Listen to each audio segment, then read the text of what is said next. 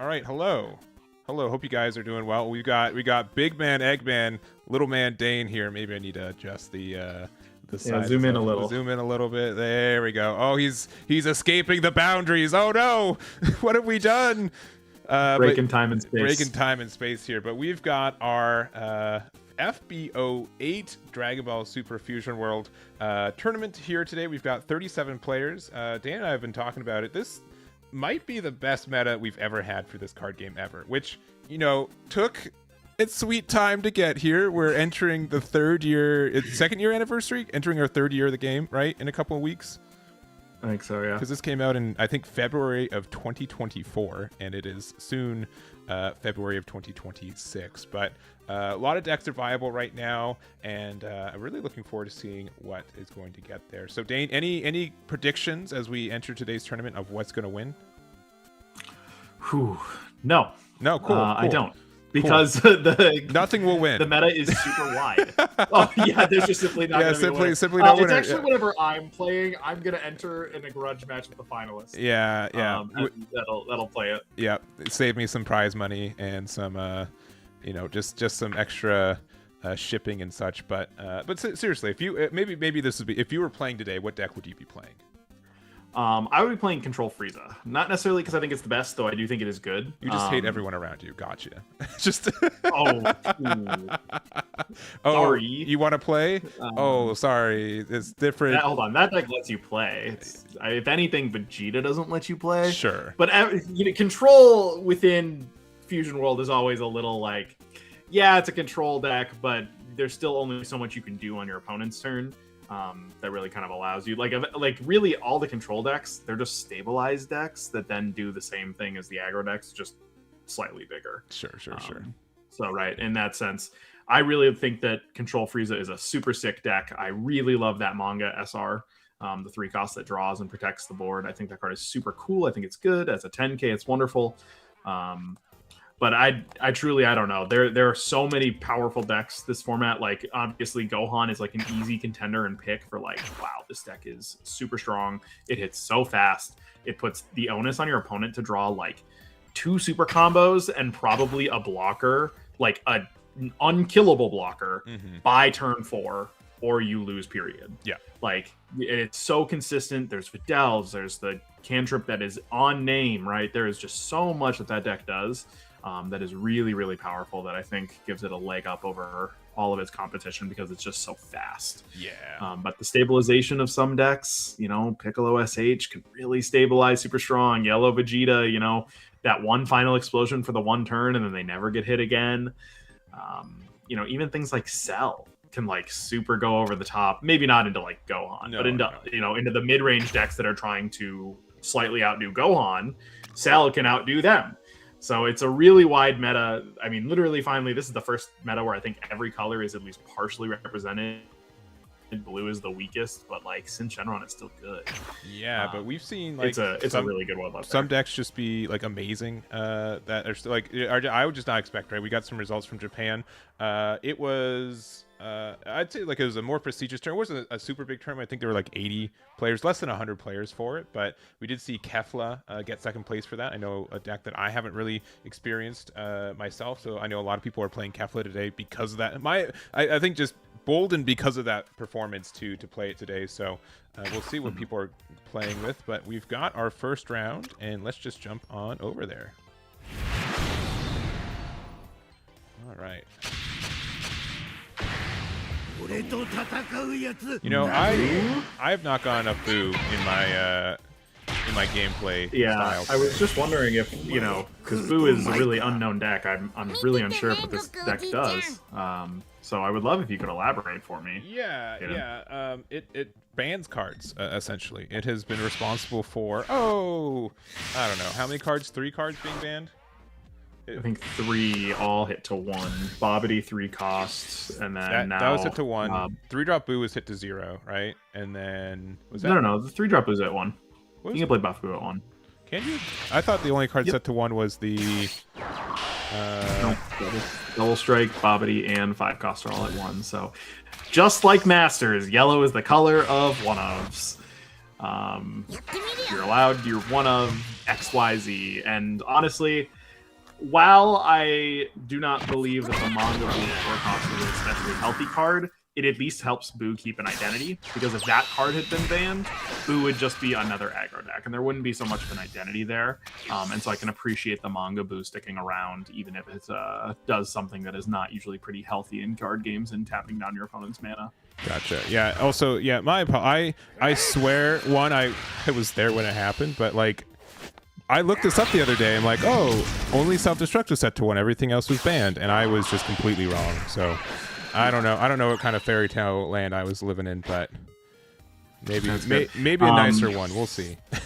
I'm looking at this board here, and this is everything that Boo needs to get started, though, because Goku Jr. is just a super powerful deck that is full of these 5 costs that become 6 cost attackers that are really strong, and that means that this 2 cost Boo won't be able to stun them on the backside. So what Boo is really going to be looking to do this game is find a 4-cost stabilizer, because if that card is out with a Babidi, man, I mean, you're just like, oh, you're just not allowed to attack with your Bardock, otherwise you get tapped out. Now, Goku Jr. increasing those costs to 6 mean that those cards don't necessarily get tapped down. So it's going to be a tricky balance here. If this was any other black deck, Boo is probably in a better spot. And honestly, if it was a different yellow deck, then Goku Jr. might be in a better spot. They're both playing a little bit of an awkward axis. Yeah. And I honestly, so Goku Jr. has definitely been a surprise for me in this format.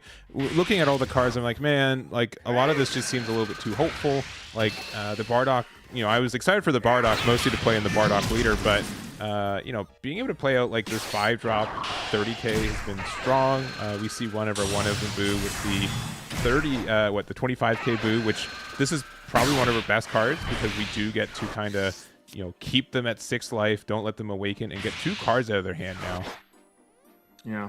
Babidi being at 1, we were just talking about that one of, this is really as good of a 3. Like normally most decks here are going to have to lose their Yamu just to maintain that momentum and keep the card advantage going, but not having to do that at all by getting rid of the Babidi. And now, in fact, he gets to keep the Yamu for next turn's discard. Because it's not super likely. Goku Juniors have kind of been cutting the 10 times Kamehameha, because it's just not super likely that they're going to have the energy marker on this turn, because it's only this turn that they're probably going to have the energy marker, right? Where they'll go charge 1 and then play a Bardock for 3. But for the most part, at this exact spot in the game, they are likely going to have a very different setup, and they're not going to have an energy marker ready to go for them. Interesting combo here. Boo is assuming that Bardock is coming down, but if Bardock doesn't come down here, that might be a tempo swing back into Goku Jr.'s favor, honestly, getting out of that attack.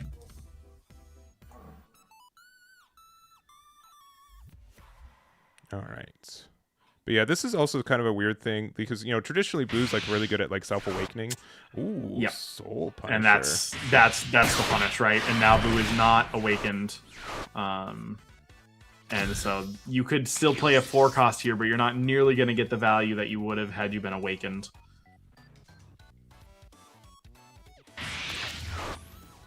Charging a Yamu, you've lost your hand control.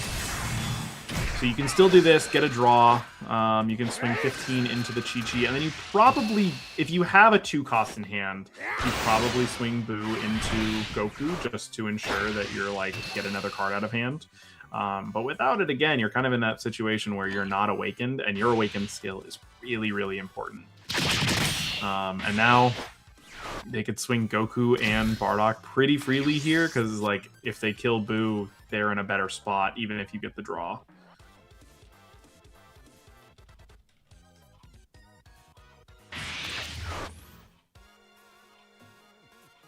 Is it time for Bardock? Nope, just swing and face. Yeah, because okay. There is like a chance that this could still be Bardock. Sometimes I do like to draw with leader and then do the draw to top deck 1, right? Because it's so kind of awkward, yeah, in this deck where you're not seeing the same card. Yeah, you get like 1 card deeper with this. Yeah, because almost all the time you put 1 back and then you just draw with your leader attack afterwards. You don't really get the sequencing that you really want, right? Yeah, I mean, right here, this is truly the thing that I find the toughest for these yellow decks is yellow normally can kind of help starve out their opponent a little bit. You know, oh, you're not awakened because I keep tapping all your cards and I go after your cards and my cards draw a little bit more than yours do, so I'm a little bit ahead. But Black's new tool in Bardock lets them keep up with you on the backside despite being on your backside. That's a really big cap in their feather to just keep the pressure going and keep drawing here. Here's the Go 10, and now you get to stun Boo because you do in fact have the 10. And wow, like this is a crazy tempo swing. Like what is Boo? Like Boo has to kind of remove these cards, but it can only stun Bardock. Yep, you're swinging into the 10. You're probably going to put a 30 into the 30. Maybe if you have a cantrip, you go 35 into the 35, but kind of unlikely here. Because now that the first Bardock is established, even as a yellow deck stunning it over and over again, every Bardock for the rest of the game costs 3. Yeah, and apologies, I haven't done a Fusion World Tournament in a minute. I think the thing that was picking up Dane's voice is also picking up the client. I've muted it, so it should be a lot more hearable now as well. So I do apologize for it being a little louder, but we should. It's okay. I have nothing to say, guys. Nothing to learn from. Nothing to say. So it should be a lot better. My apologies for the for being a little loud there. That's okay. We forgive him, and you all should forgive him, especially because it's his birthday soon, which means you should be subscribing if you're not already.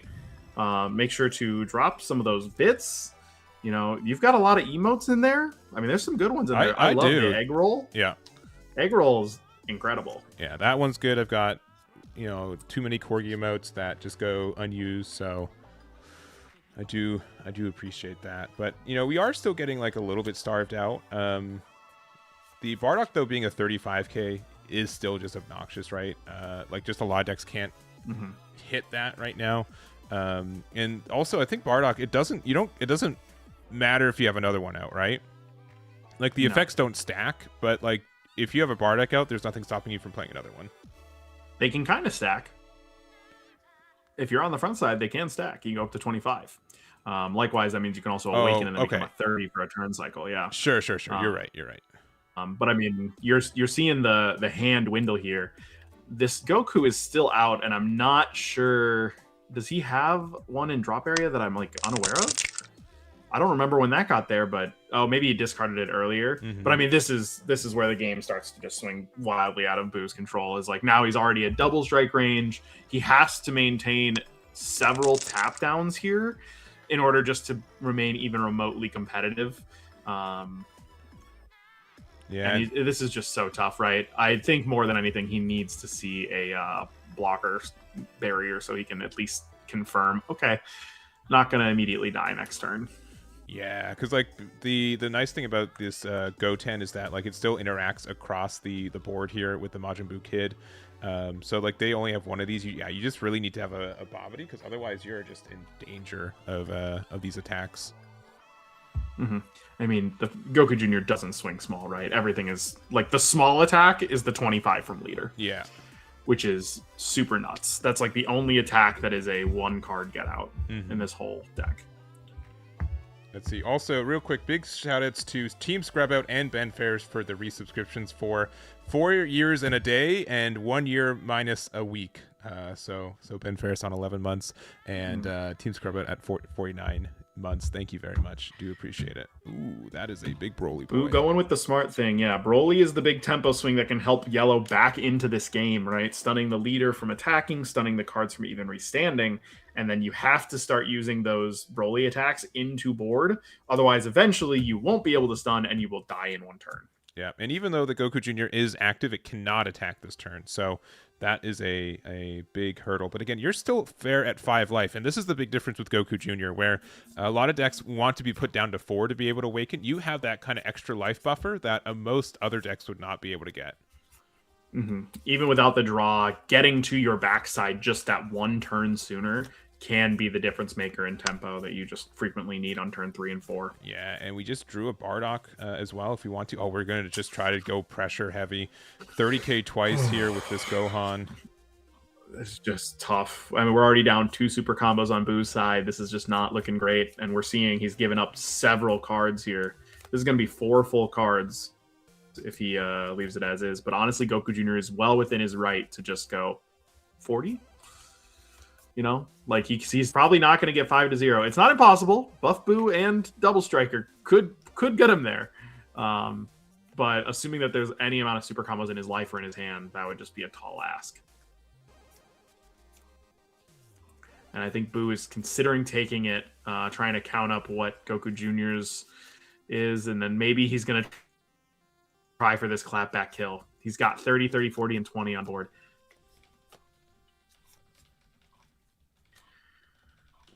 We're seeing it. There's a 20. Goku Jr. gets eaten. Now let's see if it kind of happens here. We could see just another Broly. That's not impossible, right? Goku Jr. does have to kind of combo out of some of these to go, all right, I'm not just going to get blown out by Double Strike Buff Boo. Or he's going to take all of them. What do I know? Oh, I mean this one of another one of to another one followed of, by the last one of. We found all 3 one of. I mean, when we have 17 cards left in deck, that's not. Nah, I did the numbers. That's a little outrageous. It's still a little. That's a little like when you're outrageous. A little tough. And so now Boo gets to swing 30, stand up, killing his own Majin Buu, getting another draw. I mean, this is tough. Truthfully, he should have maybe even just swung with Broly and just been like, all right, 40, right? But now he kind of is in a position where he can force cards out of hand here to go, if you take this, you're going to lose to my Double Strike. But if you don't take this, I'll go after your board, and then that's the end of the game. Yeah. So I don't know if we've seen any big Double Strikes from here. This also is going to let you, get another card draw. How many super combos have we used? We haven't played any 0 from Son Goku Jr. So that's the real problem, is because you never go at life, and all of your cards, it's not like you're swinging 55 into their 30s. You're swinging 30 into their 30s. So they don't use any supers. And that is a mandatory effect, and that is the end of the game. I did that on client 1 day ago. So sorry, Boo. Dang. Yep. That is very tough. That is very tough. They either thought that they were at 2 life left or what have you, but they ended up just taking it. So mandatory Life take is tough because he was probably trying to fix his life, right? Mm-hmm. But forgetting that you're at 1 is just not something that you're going to be able to do there. Yeah, and that's going to cost you. And I could also see, like, being able to, here we can go back to this. We'll try to find another game, but convincing yourself, oh, you lose the life and then you get it back, right? I don't lose, right? And it additionally interruptive game rule. Yeah, which is just kind of how it works. So anyways, let me see if there's any other tables that we can jump into. There we go. I'm sure there's one. There might be 1 or 2 more still playing. We'll find out. But honestly, like I feel like we're gonna just see a diverse meta just throughout the day. I think we're just gonna see a lot of unique matchups. Let's see what this one is. We'll find out together. Pew. Oh boy. Oh. All right. Hey. Okay. If any game's gonna keep going, it's this one. 2 of the more control-y decks. We've got Cell that just has a lot of ways to heal and remove board and just keep drawing cards to the point where Cell will likely deck out if we were to get to a natural conclusion for this game. And then we have that's how I keep seeing it. Yeah, and then there's the Vegeta, which has, let me see if I find it. It is the 2-drop, not the Blue Power Awakening. What's the 1 cost? Yeah. Don't dream of resurrecting again. Yeah, I don't see it in play quite yet, but for some reason, Vegeta got a 1-drop 10k that says draw an extra card, cost 3 or less from your drop to your hand. So yeah. So against a deck like this one that almost always plays 5 costs and higher, you just only get 1 attack a turn. It's going to be a really slow grind. We've got the Majin Buu here, which is going to let you like get the removal here. Cell's in this weird spot where like you're kind of okay taking life damage here because you're maybe going to heal it again next turn. Though you're like, this is the tough part, is that heal is just one more card off the top of your deck that you don't necessarily need to go through. Because my sell list started at 50. Same. I'm now at 55. Yep. It just keeps growing because there's simply no room for anything. Or there's no room for error on a 50 card. You can't draw any extra cards that you don't absolutely need. And you cycle through 3 or 4 cards a turn using field, your leader, swing, draw off return, recover off of sell. Yeah, you just go through it too quickly. I'm in the same part, which is tough because like you're also like early game, you're like a combo deck, right? You need to see your pieces so you can ramp correctly. So like diluting your deck to be 55, 60 cards is really tough to convince yourself. But then you get the combo goes off, and you're like, well, I've got 3 cards left in my deck, I can't win anymore. So yeah, it's a really tough deck to get down pat. This Frieza's in a weird spot too, because I think you do want to remove the 5-cost cell, but at the same time, sometimes the cell, if you're gonna do Don't Dream of Resurrecting again, basically every turn from here on out, is there a point to removing the small 5-cost? You're basically paying 2 to get rid of a 5k, right? At that point, the point becomes, do I just want to remove it so it's not there anymore? The same reason that like when you're playing yellow that you still swing into bodies even if you Broly them, is just eventually you might not have it. And when that comes, you're not going to feel great. Yeah, so we'll see. Like our Vegeta players got to make some decisions at the same time though, right? We do have the ability to remove a 5-cost cell using the effect there, which is quite strong. We're going to be at 3 open energy. We do also have our own, 1-drop extra cards here with the perfect, incredible perfect form. So just a plus 15k, draw 1.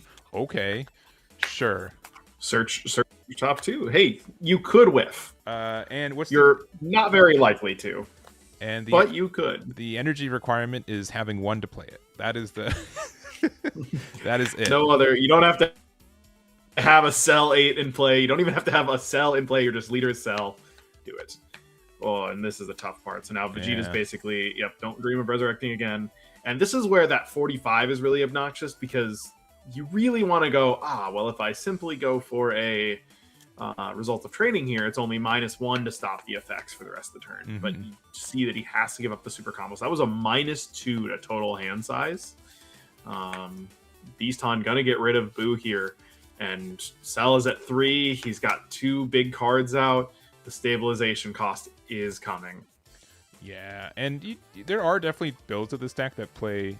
So, for example, that cards are just lower. So it's not like you're locked out of only 1 more attack for the turn, right? So it's anything with cost of 5 or more.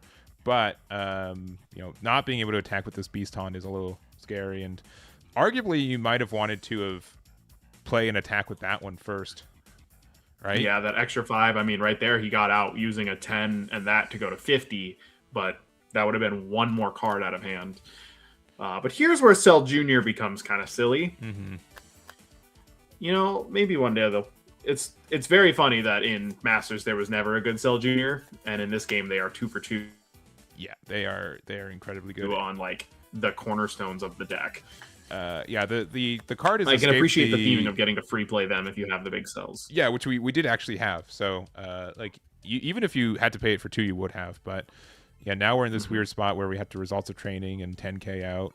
So and it's like that's still a -1, and they went completely hand neutral. They added the extra card back. That other card drew a card, and they could just do it again. Still pass with 1 up. They have their lead swing still for another 20. Yeah, Vegeta's never this is where Vegeta can get really stuck. Oh boy, another. Oh, and of course, that you can literally just do it again because guess what? You just put that Earth destroying blow in the drop there. So let's do another 40, another draw 1. And now look at it, right? If you go to 2 against Cell, they have Earth destroying blows, and they have incredible perfect form, and they have instant Kamehamehas. You go to 2. This is literally saying, all right, all I have to do is survive this turn, and now I'll just simply go, double strike, 150, I guess. Casual. Casual, yeah. I don't know. That as soon as I saw that secret rare Goku almost a year ago, I'm like, this card is bonkers nuts. Just it doesn't matter. Just the game is revolved around double strike being expensive, and you're like, I'm a 3-drop 45k double strike. I know that you have to get to the conditions for it, but most decks can get to 2 life pretty easily nowadays. And the deck that you put it in has access to the best energy for power ratio that we have in this game too. So it's just disgusting late game. I really love that Ribrianne is bannable. But Goku can be a 45 double strike. I mean, you're playing Rebrand for 1, right? That's like 3 times as bad. Not when it's 45 versus 20. Yeah. But I do completely understand, right? And even then, you're really playing it for 3 because you're going to do Ribrianne and then you glimpse, and that just gets you the 35. Same amount of cards. Yeah. That gets you to a 55. So you're still energy efficient. 45, yeah. 45, it's the same. And then Glimpse adds back the card. Yeah. So a 25 and a 10. Yeah. That's how it right. 55. But Goku is just like always that. And then they've also got this 8 cost, and by that I mean again 3 cost is 50k. And this is just such a tough spot for Cell. There's Yellow's double strikers are so lacking. Sorry, you mean for tough spot for Vegeta, right? Cell's happy. Sorry, yeah. For Vegeta. Cell's chilling. Although it's a little blurry on my screen. I think I imagine that's a real small, like 9 cards in deck, maybe. Yeah. This is gonna help. The card can't come in active mode now. After primary much debate, issue being, there's a 3 and a 7 cost card that both would immediately remove it. So if it's just Beaston, remove Frieza and then double strike, that would just be it. Well, luckily we're at 3 life still, so we can't get there, but we can still just do a big old 50k Murray. Right. Yeah, but I guess you'd have to charge and then do the Murray and do the thing. So I guess you're right. But I think that you're still going to get hit very by flexible. The what's it called? Don't Dream. Yeah. I'm pretty sure they just added it back. They did, yeah. So go for Oh. We're confident. Did they add back Don't Dream? Maybe they added they definitely results thinking that they were just going to start with the double strike. Maybe they did. That also, comes in rest. Yeah, but that feels like that might have been like, right, if you're just at this point, don't you just swing with leader and then dump from there? I would be tempted to. I mean, 2 energy is not a lot too, because they had to play the Golden Frieza. I don't think we're that afraid of losing either from this spot, because again, we just healed up to 4. We just need to have a clean attack in. We're doing the loop to get back up to 7. So are we allowed to check drop areas? Can we see? Yeah. Vegeta's, how many supers Vegeta's been through and results? Yeah, let's see. That would be my primary check. I would love to, but every time there's an animation, it switches through. So 3 results and I think 3 super combos. 3 supers. Yeah, I mean that seems like a very countable number for me if I'm Cell. And maybe they did the math super duper fast and we just weren't aware. But that feels like a very, you should just go for it here. Because while it's not likely Vegeta's there, if Vegeta here goes for like Broly or something, he's just trying to stall you, right? And he's trying to force you to deck out. And if that's Vegeta's win con, that might just end up being his win con. Yeah, because we're down to 5.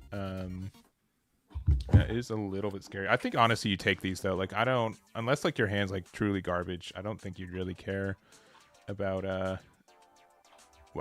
the cards in life are just future cards in combo next turn.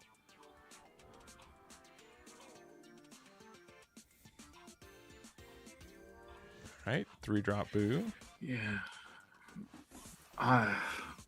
Honestly, I really feel like I don't know about these attacks because you're just giving Cell more cards.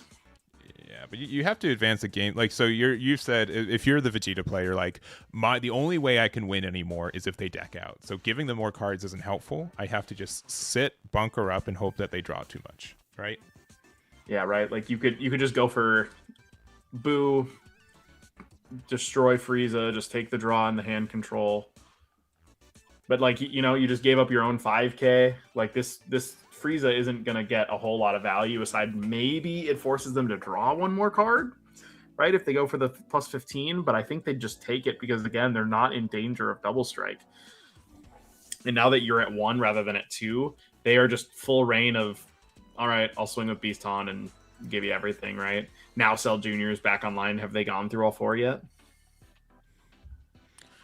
Yeah. Do we know? Sorry, one more time. If we have how many cells in there? You said we have a cell. How many juniors do we have gone? 1, 2, 3. Was it 3? Sorry. 3. Every time an animation happens, it resets the thing. I think it's only okay. There is 3. Yeah, there's 3. It's 3. Like this is a double stun, but again, you could just swing lead or just make another beast on, and then swing from there.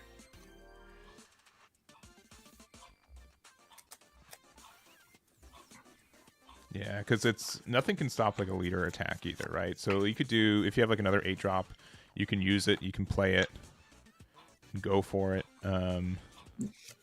Like my bet is that Cell probably even beats Vegeta having a truly perfect hand with like 2 dazzling gleams in there. I would still imagine that you beat a perfect dazzling gleam, double dazzling gleam. Results of training because last super combo all 10s hand. Yeah, we have I think 3 super combos. Yeah, I think we're just dumping. Extra time, baby. Yep, incredible perfect form. Thankfully, incredible perfect form is optional on the ad, which is really helpful in these scenarios because I've definitely been at 1 or 2 cards in deck and gone, yeah, I just can't even add this. I'm not allowed. 45, 50, yeah, you just got to give it all here. Even if you have the Beast on, you just can't hold it back because you have to assume that they're going to go for the other effect. Yeah, honestly, and they're leaking out the Android 60. 100's not that big. It's not that big, no. It might be enough. Results. This is the last copy results. There's a super combo hiding somewhere. Which, again, they're another results. All right, I believe that's the 4th copy then. Yeah, that's the 4th copy results. Oh, and the super There's combo? The last super. Just got to have 30k with, and we know that there's a don't resurrect, right? Yeah. Oh, Death Ball. We get Death out. Ball. Oh, no. I guess it's the not having, although with 2 cards in hand, and we didn't see the resurrect come. Oh, but he spent 1. I guess maybe it still could be Goku double strike. I could see Cell Jr. Yeah, Cell Jr. Yeah. 40k still. Add back Earth Destroying. See, but this is I just feel like you were supposed to then go for Cell Jr. add it and then just combo on, like, you know what I mean? Add the Cell Jr. to it. Although, did he find the Cell Jr. on the perfect form? I don't believe so because he kept 2 cards left in deck. And now this draws 1 more. Yeah. 1 card in deck. Yeah, just 40. Okay, there it 40. is. I think you're right though. I think just using this as a 10k with the thing, you would have been at 100 and you would have been 130k, 35k, 35. Yeah, which 135. Which that scenario only asked you for 25 instead of an additional 40k, right? So that's a big difference. Yeah. Oh, that was Scythe. Was that? Yes, it was. Scythe is the person who won both Gen Con days. Yes. Or 2 of the 3 Gen Con days, was it? Was it 3 Gen Con days? I don't know. They won Gen Con a couple times, and then also topped Nationals this year. They did, yeah. So he definitely, like he comes out to all of our events too, which I really appreciate, and definitely one of our stronger players. So it is just tough when Cell gets that big loop on you. Like, what are you supposed to do? You can just end up, and Cell is another deck where sometimes there's no good number, right? Yellow Vegeta feels that way frequently. You're like, okay, well, if I swing at 20 or 25, they've probably got a 5 or a 10 that's really efficient. If I swing at 30, they've got the plus 15, and if I swing 40, they could go Earth Destroying blow. So it really kind of depends on how much energy they have up, how many have they already gone through, especially if they're like playing some amount of instant Kamehameha somewhere in their build. That's a really tough ask to go find the math here. Yeah, it is, and also not for them. It's a Tuesday night, right? We've had long days of school and work, right? So I know some people are waking up. I don't know. I know some people are like they're just waking up. It's 8 p.m. We woken up for the day, right? But there's definitely a couple people who've messaged me who are like, hey, my workday is just ending. How lenient are you on your start time? I'm like, Yeah, I have like 4 time zones to go across for this event. I gotta be, it's tough. I gotta be somewhat consistent on when we're starting and stuff. But yeah, I mean, 7 p.m. Central for me. I definitely worked, from I got up at 7 a.m., went to work, and then had a full day, and then came home and said, time to talk to my best buddy Hayden about Dragon Ball Super Card Game Fusion World. There we go. You got the full name. I'm so proud of you. You got the full name of the card game. I'm a Fusion World player now. Yes. Everyone keeps telling me that I am now a Fusion World player rather than a Masters player. And so you know what? If that's what I gotta listen to, and that's the truth, I'll do my best to represent us. You do have a trophy with the full name on it, so I think that's kind of. Should I grab it? I mean, you could. Do you want to? I mean, some people might not believe that you're the Dane. The Dane. Here, well, let's take a little break. I also need to feed my puppy dog, so we can start round 2 with you. Just making sure people know that bragging. Yeah, of course. That's what people love. They actually love humble winners. Oh. Which unfortunately I'm somewhere in between very modest or very, very braggadocious. I don't know, some words and humble, somewhere in between there. You're here because you can talk, and then you just flub for like a minute straight. So I don't know. We gotta see. I told in my interview today that I was a strong communicator. Yeah. And my boss and director believed me. That's what you heard, but what they heard is blah blah blah blah blah.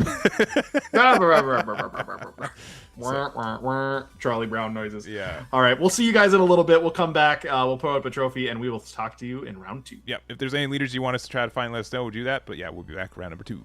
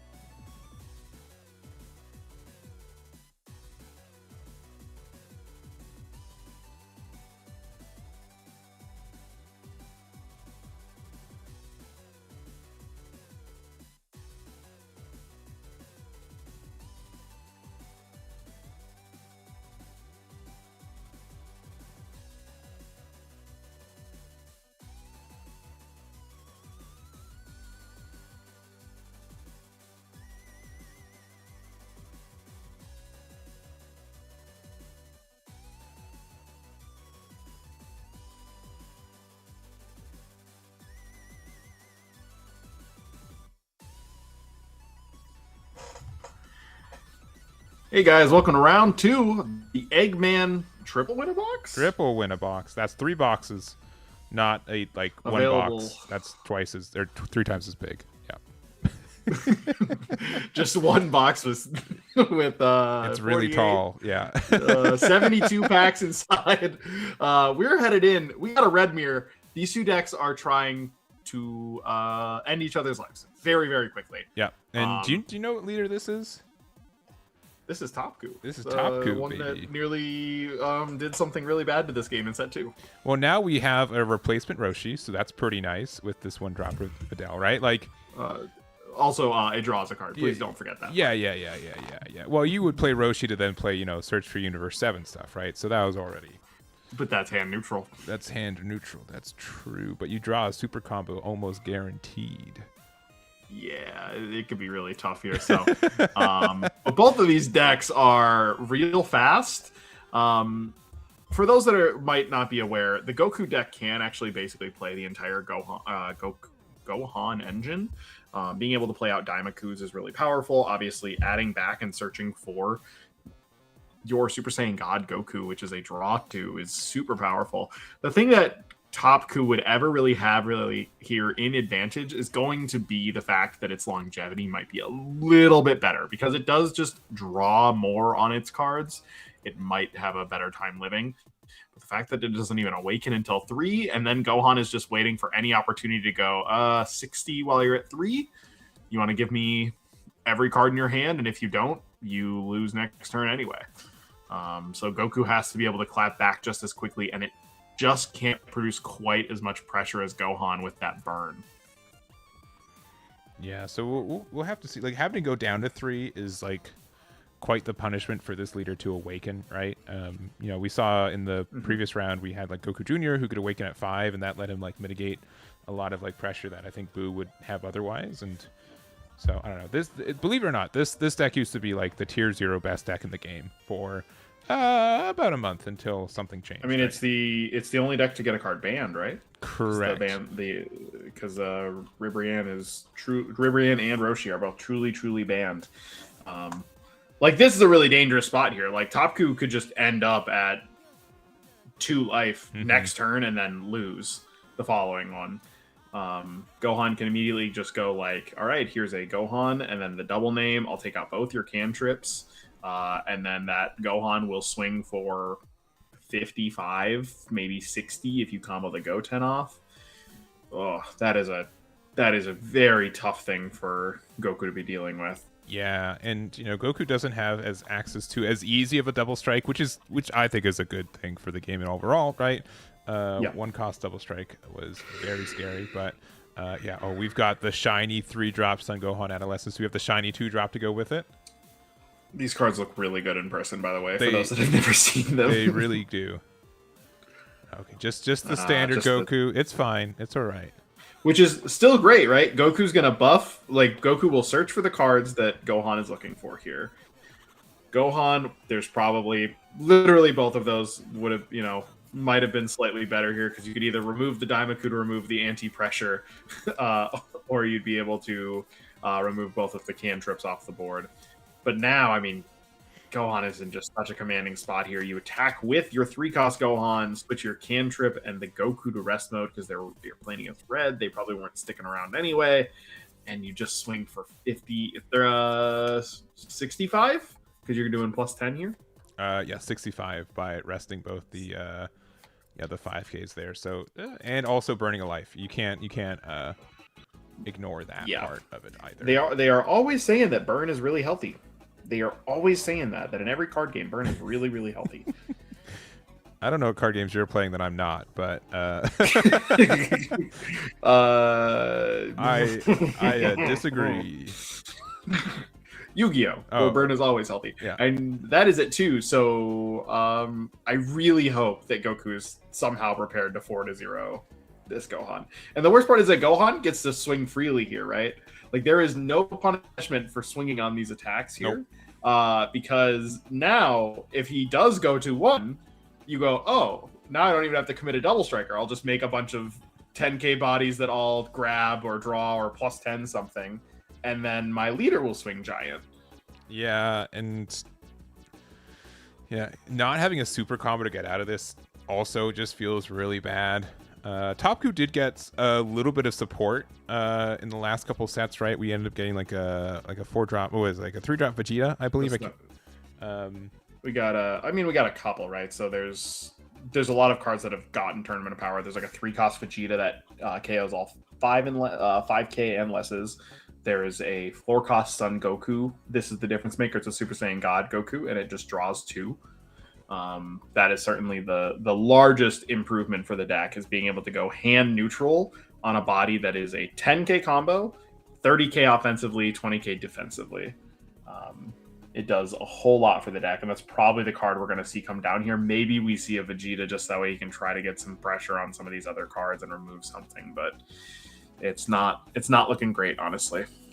Now, I'm going to say something that I've been like the biggest hater of like TOP. Like I never owned this card that I'm about to talk about for the longest time until it was limited to 1. It's this Kefla. I think this card can come back to 4. I think the game is caught up to. No doubt. It wouldn't see very much play. No. But there's just so many people who are just begging for it. They're like, I want to try to play this deck, especially after they had that that special event where all the cards were unbanned, right? And a lot of people are like, man, I love playing 4 copies of this card. So, yeah. It feels good, and at this point, it's just pretty fair. Yeah. I know that looks like a crazy swing and advantage, guys. I know that it does. It is. You can't deny that it is. All right. You can just Gohan say that's not enough. Go. It's not. Gohan is about to go play Secret Rare. With Secret Rare, play a 3-cost. With 3-cost, play a 2-cost. The 2-cost is the new promo that places itself in the drop area to -20 something. Kaba goes to 25. So if he's got any sort of other minus, he can get there. All right, I hear your call out. I'll raise you with attack with Gohan, combo Goku, God Kamehameha the Kaba, and then do the double strike combo. That's my read. And then do the double anyway. Yeah, that's my read. In case we want to, we see the one God Kamehameha in the energy that we desperately wish was in our hand, but that's going to be my read for the play. I think that seems and he just charged a double striker, so we know he's got one. Yeah, you know he got one, especially because this double striker is a 5K for some reason. I don't know why, but that's cool. I don't know. Yeah, also another 4-cost double strike that plays out a guy. Yeah. But it can't attack. Strong can't stuff. attack, right? The thing you can play. The new card can't attack. It's true. But you can play a 3-drop. But if I was a betting man, usually have a cantrip, and so that makes it a 4-cost 30K double. So this is really for 2. Oh. I mean, here's the thing, right? That's not the worst thing in the world. You can shrink Kaba here, and then still just play out Gohan SR, play the Gohan tournament promo. Or not what I was expecting. I don't think an awful move though. No. Still KOs the Kaba, and now every attack here is a threaten at a potential lethal. Right? Again, we just put the Goku into the exact same spot now reversed, where you say, all right, if I make any of these big, the next one that comes through is just whatever I made plus 30. And we also do have the 2-drop Trunks on the board here, so that lets you just use your leader ability for free now. So I might actually, if I don't think I'm going to win here, I'm just going to use Goku attack into the other Goku, and then just make it a 55. And then make it really big. Yeah. And then that reduces your amount. And now all you have to deal with right now is currently the 20K lead swing, 25 from Kefla, and then maybe like 2 30Ks. Right, if you assume that he's playing 2 God Gokus to try to fill up his hand. And it's like, that is a lot, but that's, take 1, super combo, 10K, 5K. And then again, you're just still threatening the same thing. It's like, you have to produce a Kaba here, otherwise you're not going to be doing enough.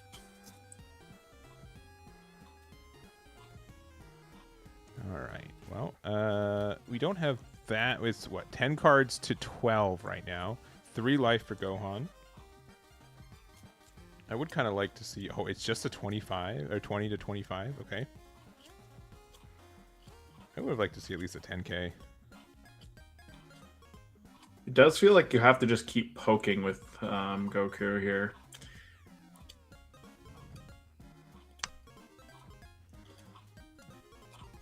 Although he doesn't have a 30k anymore either, so he doesn't have the ability to It's Over to remove both Goku and the 20k. But Pitch one. There are like a bunch of 20ks that become 30ks, such as this one.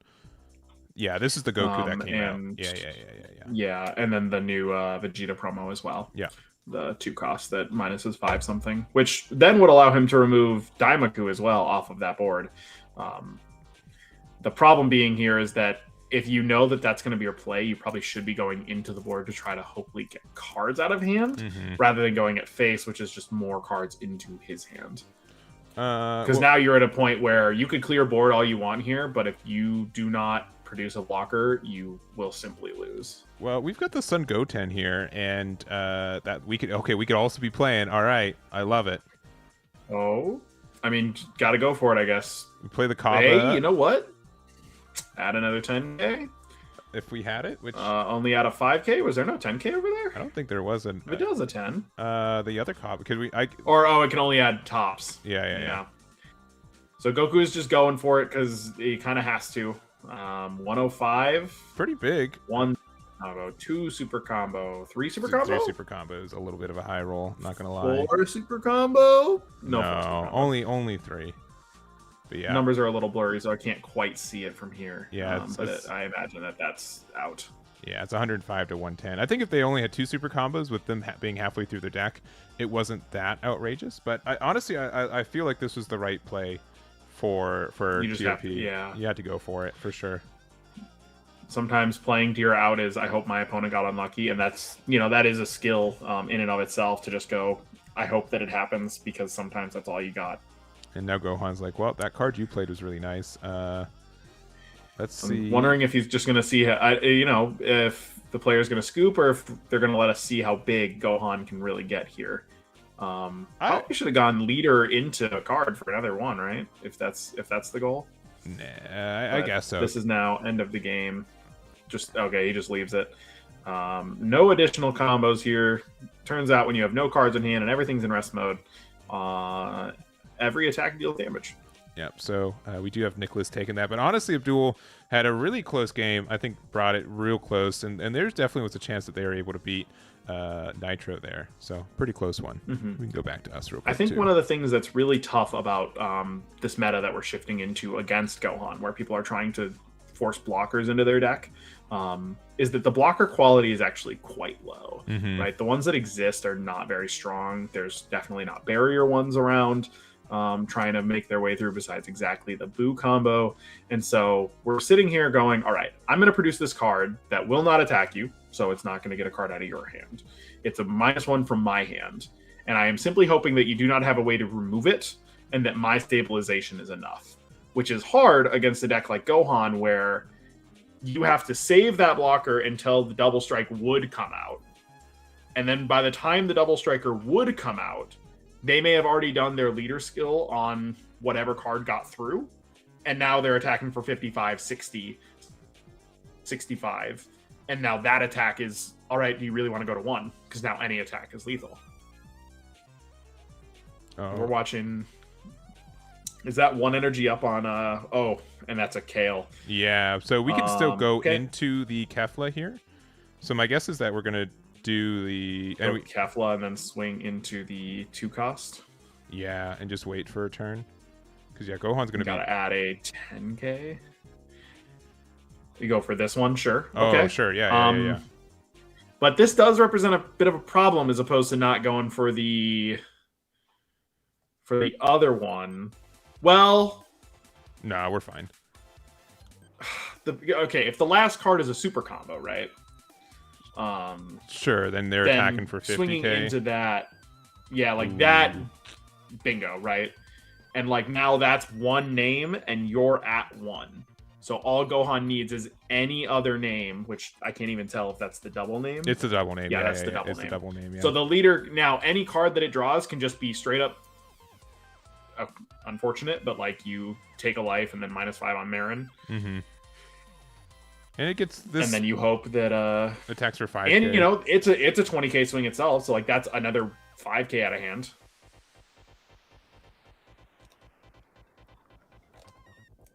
which you probably start like that in case you draw into something like a Gohan 1 cost. You start with the big swing and then you move to the smaller swing. Yeah, I don't know if we just jumped into this match, so I'm not sure of how many super combos we've been through. There's 1, 2. Ooh. Nope, that was a hit. Yeah, we still have 3 energy. And honestly, you might just have to perfect get out, because if he like just went top deck, you know, Gohan 1 cost like this, for whatever reason. I mean, this is another 40k, right? So that's 2 cards out of your hand, and like no less than. But there's the 2 cost Daima. Oh, it's very close. That is it. Very close game. One more super there. So that was only 1 super combo on. I think we had 2. Khalifa's side. I think there was 2. We used 1 earlier, and then we had 1 that we used. So only seeing 2 is a little bit of a low roll, but I think, especially with 19 in deck. Yeah.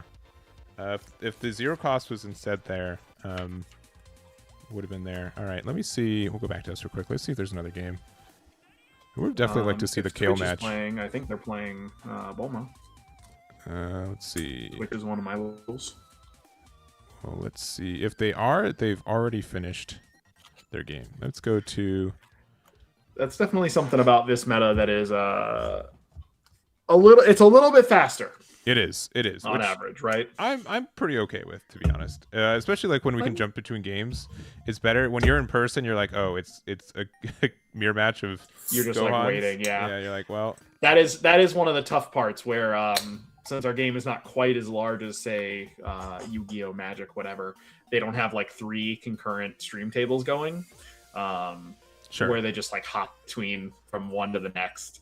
Oh, I guess they don't always do that in other games as well, just sometimes. Yeah, it happened once for like One Piece Day last year. It was pretty good.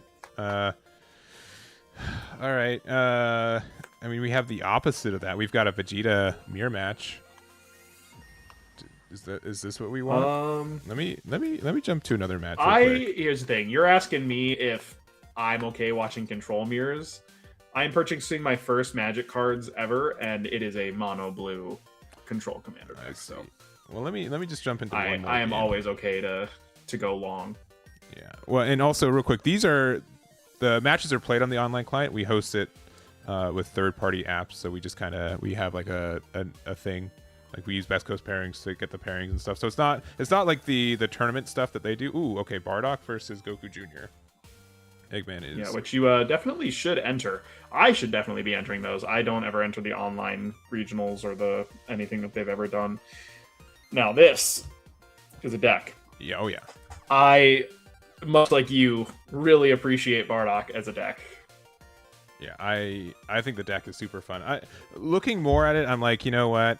Son Goku GT might just be better in this meta, but and I love the Goku Jr. stuff. But in some ways, it's in some ways it's not. It's like it's a little less consistent, I think, than Bardock.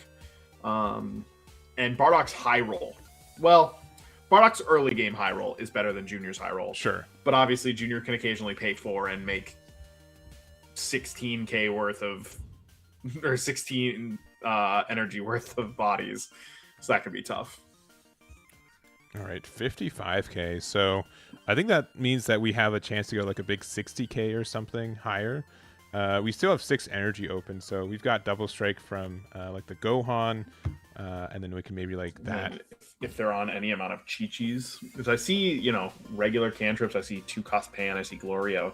So this build might not be like a super pure list, but we also have that extra card from the Shallot. You were the one who opened my eyes to the fact that they get access to these Shallot cards. Yeah, I'm going to end you. Losing our whole hand to get out so we don't get double strike. Because I think they just did the math and said if those are like, that was 65.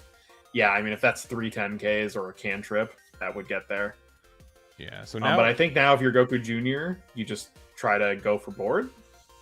We just took a life and then drew 2 and we're going to discard 2. So if we have a Gohan in our hand, we can attack with this, combo with that and another card, then play the 4-drop Goku. Then make Goku? Yeah, go into the double striker. Wow, you're so right. I didn't even see that, yeah. If they have it, though. I mean, they're going for it because they've got it, right? Okay, it is there. Okay, yeah. Yep. Oh, and they got the pretty and art. now all you have to do is just hit 45k. 45. Which is incredibly easy when... because this card is a 10k and Pixel Up Life, because of course. And also, you get to generate an energy marker. So if you have another, I'm going to end you, it's just literally true. It's the card. You read the card, explains the card. Yeah. Or Chi-Chi. Self-awaken and another big amount, right? All right. I mean, they're doing it, right? This Chi-Chi is an incredible card. 1 energy 20k is just very tough on a card that is inherently a 10 defensively. That's just much to ask for. You don't even have to give up anymore, but I think that was all 4 super combos used in that turn cycle there. Yeah, there's a little fascia not gonna make it, but yeah, just shows off the power that man, Son Goku Jr., Bardock, Goku GT, Shallot, Gogeta. I want to play a lot more of those decks. I think they just have so much inherent power right now. They got a lot of good cards after quite a drought, I think, for like the majority of last year, right? Like outside, like Chi-Chi and Gogeta are like 2 kind of hallmarks from the last little sets, but that's it.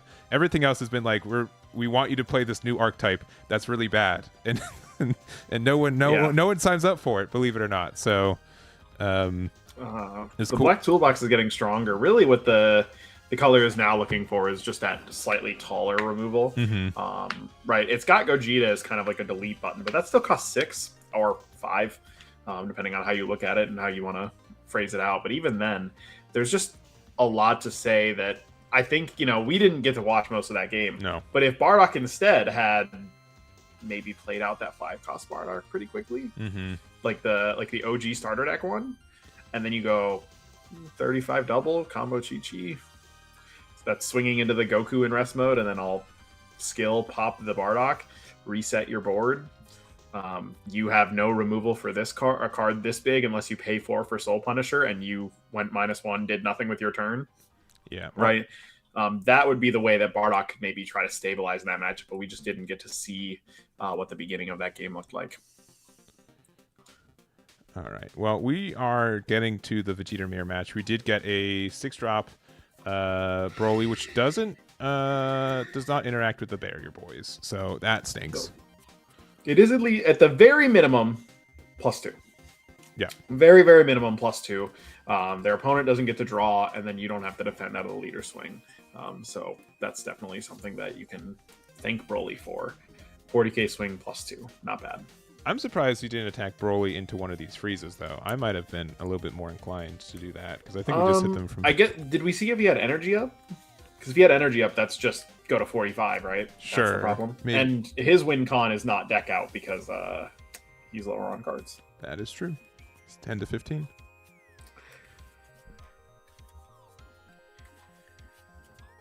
This just looks like a very tough spot for One Life Vegeta.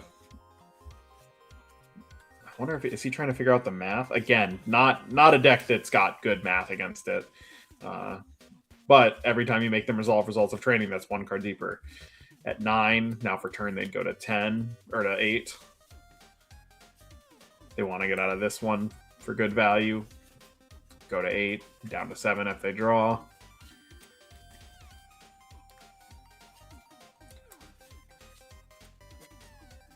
Boo, switch to Piccolo. Sure. Broly stun board, stun leader, 40k at face. Yeah, that's pretty good. And even if you don't lose here, like, your chances of winning in the next turn are just so low. You're missing out on the same draws that happened from your opponent, right? So... And this is one of the reasons that I've always been generally partial towards Vegeta builds that are more based on the barrier, is that a control deck like this, you might lose still to other control decks or to some of those mid-range decks if they keep you off of your threats that might end the game. But your barrier guys are just so sticky, so difficult to get rid of, that you could be in an advantageous spot here. This removes Broly. I mean, this swings 40, but then, right, Vegeta just takes it and they go, yeah, but you can't deal with my crackback again here, 30, 30, 20, minimum. And I think you might be right here. Just the leader attacking should be enough. Again, Vegeta's a little deceptive. There's a lot of defensive events that occur. But yeah, it's honestly, I think it's whoever's been able to stabilize these these 4-drop freezes. They're so good. Oh, but this Whis is also kind of not bad. Yeah, but adding, results of training, he's got, is that 7 cards a deck? 6? I think your life number is lower. Wow, hitting the leader. Yeah, you're like, okay, all right, you got me. Because you have to, right? You have to go for life. You simply will not win on like, oh, let me try to play a longer game, because there isn't a longer game. You have 2 turns at most. I suppose it's just these 30Ks are just so intimidating. But I guess we get the results of training, get out of one of them for free, but draws you a card closer to deck out. Ooh. And you know what? Let's just try to end the game. Are we going to take the life? Yeah, we are. Okay, so he's going for it. Which, I mean, I think that makes a lot of sense here. Minimum, you're like, every one of these attacks is representing base lethal. Just leave this. This is a 10K. Oh, 40. Kind of a tough number for Vegeta to deal with. They have like Hell Rakshasa, but yeah, results of training going down to 6 cards in life. Yeah. And don't dream, sure. But these are 4 drops, which means you are wholly not affected by them. Mm-hmm. You just leave that at 30. Okay, the fact that he didn't resolve our results means that we should be out of results. Obviously, we can go check that if we look in the drop, but I assure you, I would love to, but every time I go to search, if another animation... It's just that animation. It just resets, but let me see. Oh, they're thinking. We have all 4 super combos gone and 3 results. 3 results of training. Yeah. 2 death balls gone. Yeah, and they're just going to take the 30K. I can appreciate that there's an animation on some of the characters that are just existing, having the little Destructo Disc one from Frieza is nice to see. My favorite's the 1-drop Mai, which took me way too long to find. Do you know what her animation is? No, is it a gun? It is. It's just a shotgun. It's just very fun. The whole I haven't attacked with the farmer with 1 power, but I would assume it has the same animation. But interesting. It's the first time it was like a year after the game came out, and there was just a spot where like 1-drop Mai made sense to attack, and it was like the I'm like, oh my gosh. Yeah. Is going into Sun Goten baby. He didn't deserve the heat. Like he didn't need it. Interesting. I've never noticed that, but that is something that totally makes sense. It does. I wonder about like Hit. Does Hit have a specific one, like a time skip? I think he does like the triple punch that also like the Ginyu Force has. Yeah. Maybe like slightly different, but I don't know. It's something to that degree. It's pretty. There is like a lot of love and little polish in this game if you look for it, and honestly, I still can't believe like how easy the room match system and everything that has been. And like observation games and like the replay system, all that's just really really fleshed out. Like replay codes are nice. Yeah, literally, I think everyone would agree. The only thing that's like a roadblock for this game is like the economy system, which has been slowly getting better. I still think you will get secret or locked out of a card sometimes, right? But that's a little bit less of a thing. But like honestly, for what we were wanting, especially because we were just like playing webcam and everything with other Dragon Ball games and stuff, the client is incredibly polished. And if you have the cards, you're having a really good time. It's just like the cards were always like something a little tough. And I appreciate the reward system that they have in place for those that do put in the time, right? It's a lot of extra alt arts along the way. You're incentivized to play every season, but not punished so heavily by not getting the promos, because they do make them available, I think, one season later. They don't make it the next season, but the one after that, you can then go back and purchase the promos using gems, which is useful. Which was not always the case. Not always the case. There was like the first year of the card game, people were like, "Hey, how do I get this promo?" I'm like, "You went back in time," and then like which generally was not an issue until Green Goku, maybe Do and Ku. Yeah. Those are like the two. Yeah, there are a couple of individual cards, and then I think that once that became an issue, they remedied it. But I don't think there were any promos previously that were good and people were needing after they rotated out, right? No, yeah, they were. I mean, I also appreciate that at locals, going to the mechanically unique TPs again is really important. When they were just reprints, there was very little reason to play, it felt like, frequently. Bandai, has historically either been feast or famine with any sort of tournament prizing. Either it is so abundant that stores could not give it away, or people are like signing up and stores sell out 1 week in and then no more TPs. Sorry. And so I feel like they found a pretty good balance here where they're plentiful, but there's still only 8 cards in a kit. So you're in a really good spot of like the cards feel good to get. They are mechanically exclusive, and I love that they are support.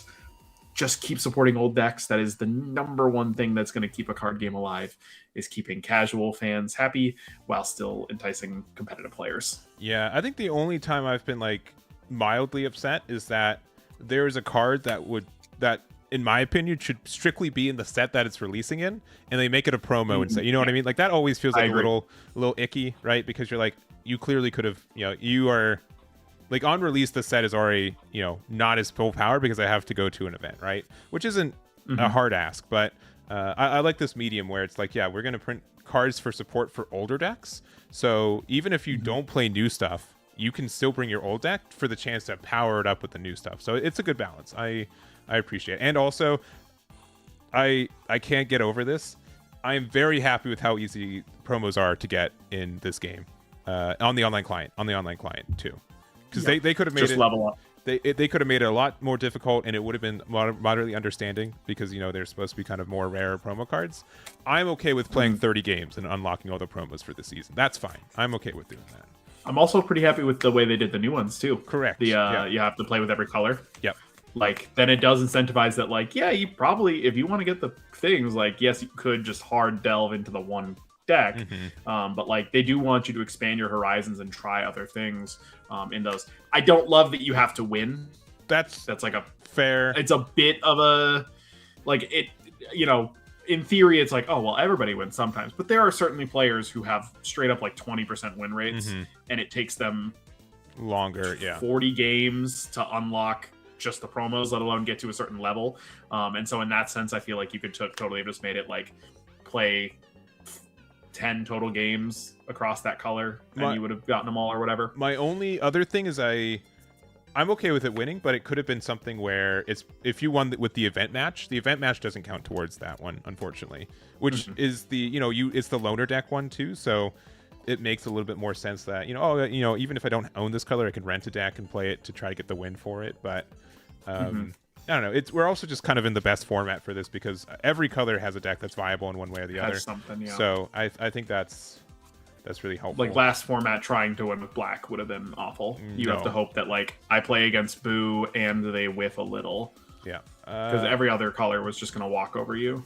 Maybe green could lose if you have like the 2-cost trunks out. We're just playing Bulma. We're living. We're having a good time. We're hopefully sequencing our things right. I can never play Bulma on the online client. I always do the combo sequencing wrong, and then I stare at the screen and like, why isn't the animation going? And I'm like, oh, because I'm dumb. I've been playing Frieza, Control Frieza, and I'm testing out the 2-cost Zarbon, the critical guy. That's end of turn. Do that. The lizard brain takes over and it flashes on Zarbon for an end of turn effect, and you're like, yeah, I gotta do that. Press the button. And then he goes away and you're like, oh whoops. Or like Vegeta, same thing with that 4-cost Goku that checks end of turn. You're so fast, you're like, man, I want to get the card draw of that. So that is all to say that the client's in a really healthy spot. It feels manageable. If you buy about 3 boxes in person every set, which I think is not the largest ask in the world for people. That's like $1,200 a year or something like that. It's not nothing, but there's enough online sellers that you can purchase codes easily through Facebook groups or eBay or what have you. And then finally, just in game, if you just grind for a season, you'll get usually pretty 4,000 gems. You'll open like 70 packs or something. So it's really not the worst in the world, and the game is just in a better spot than it's been really ever. Like last format was healthy, but people didn't really love the play patterns of the four best decks. But this format is just as or healthier on the number of decks that are viable and the number of strategies that are viable. And it feels good to play basically all of them. The most frustrating deck is like just Gohan, and the fact that you could frequently just not have an answer by turn 3. Yeah, and I have been seeing more people interested in the game and testing it out. People who have taken a break, especially there was this kind of grace period where honestly, One Piece OP13 format was probably my least favorite format of the game in recent times, at least. And so, which now is contrasted with OP14 being one of my favorite formats of all time, and also Fusion Worlds popping off, and I have a high expectations for Gundam. So it's a tough time to play those card games all at the same time. And Spirit Forged is coming out in like a month. Correct. The Draven card game. Yes, correct. The and as you know, BT29 just launched in Masters. That's true. Another very strong and healthy meta. That is just me. Me and the 7 chatters. Yes. Let's go 7 chatters. I believe in you. 7 chatters who bought a box of BT29. If you bought a box of BT29, let us know in the chat right now. Let's see if we got our numbers right. It's a good set, and the CRs are beautiful, man. Listen, I know that I used to play Masters. I have not forgotten. I know some people feel like I have forgotten. He won a regional. Guys, he's won a regional before. I have not won a regional. Did you win like an LCQ? No, I went, okay. Here's TOP. First in Swiss at TOP. First in Swiss no, it was the regional. First in Swiss at the regional. I still contend it was the largest regional by people who have entered. I think it was. It was like 900 plus people there. I ended up going 10-0, which is insane. Using a deck that people called me a cheater with afterwards, which is also insane. I started paying green. Yeah.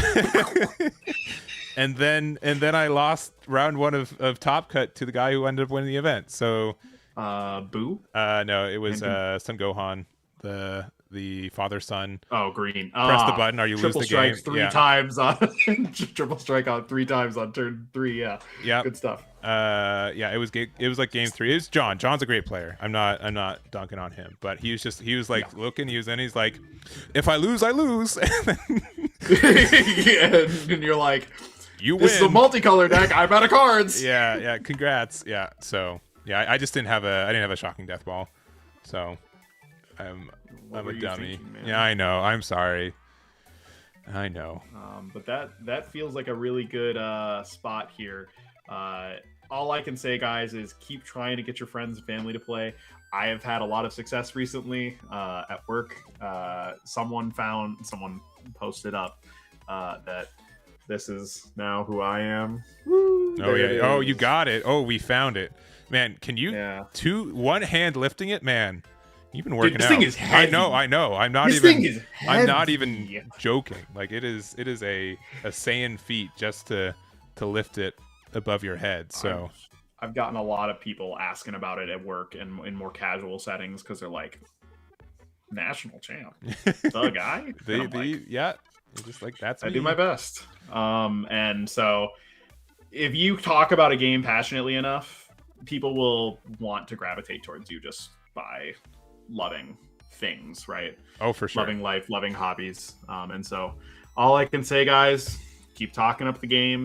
Keep, do so by talking up your game rather than talking down others. I will say my coworkers don't appreciate my opinions on the land system. But we said this before. I don't mind that people are okay with the land system. I get it. I would just say when you go from every card in your hand is a land to only some of the cards that you sometimes find but never when you need them to, there's no comparison. It's you can't go backwards in that sense. And then they say, oh, that's just part of the game, and I'm like, I don't want any games to be a non-game, and unfortunately that is why we both of us are not giant Union Arena players anymore, even if the game is still fun and casual. If someone gives me a deck, I'll play it for sure. I just don't have. It's tough when just like 10% of every game you play, like 1 in every 10, you're just like, yep, and that game didn't do anything. Yeah, there's no no games to play. So that said, guys, we're probably going to take a small break here as we head into round 3. Nope, we've yapped too much. Round 3's already started, so we're going to jump to it. Oh, we did it. Yeah, Good job. We bought time. So, but yeah, we've got. Let's see. If we had 36. Bulma? Twitch? No, he's like X1. He's X1. What do we got for XOs? We're going to table 1. We've got. Let's see. We've got Giovanni and Nicholas. I think Nicholas is on Bulma. I'm not sure what Giovanni's on. Nice. I also don't know if they.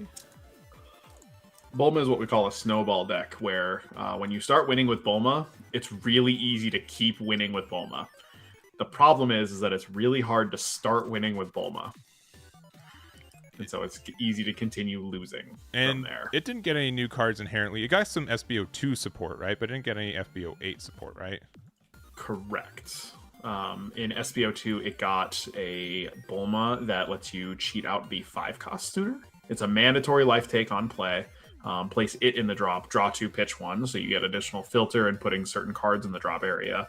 Ooh, okay. But according to my local, these are the matchups. These, like, I got to God rank on the back of people playing black and green in their piece because they just can't remove your cards the same way you're just going to draw more and do more than them.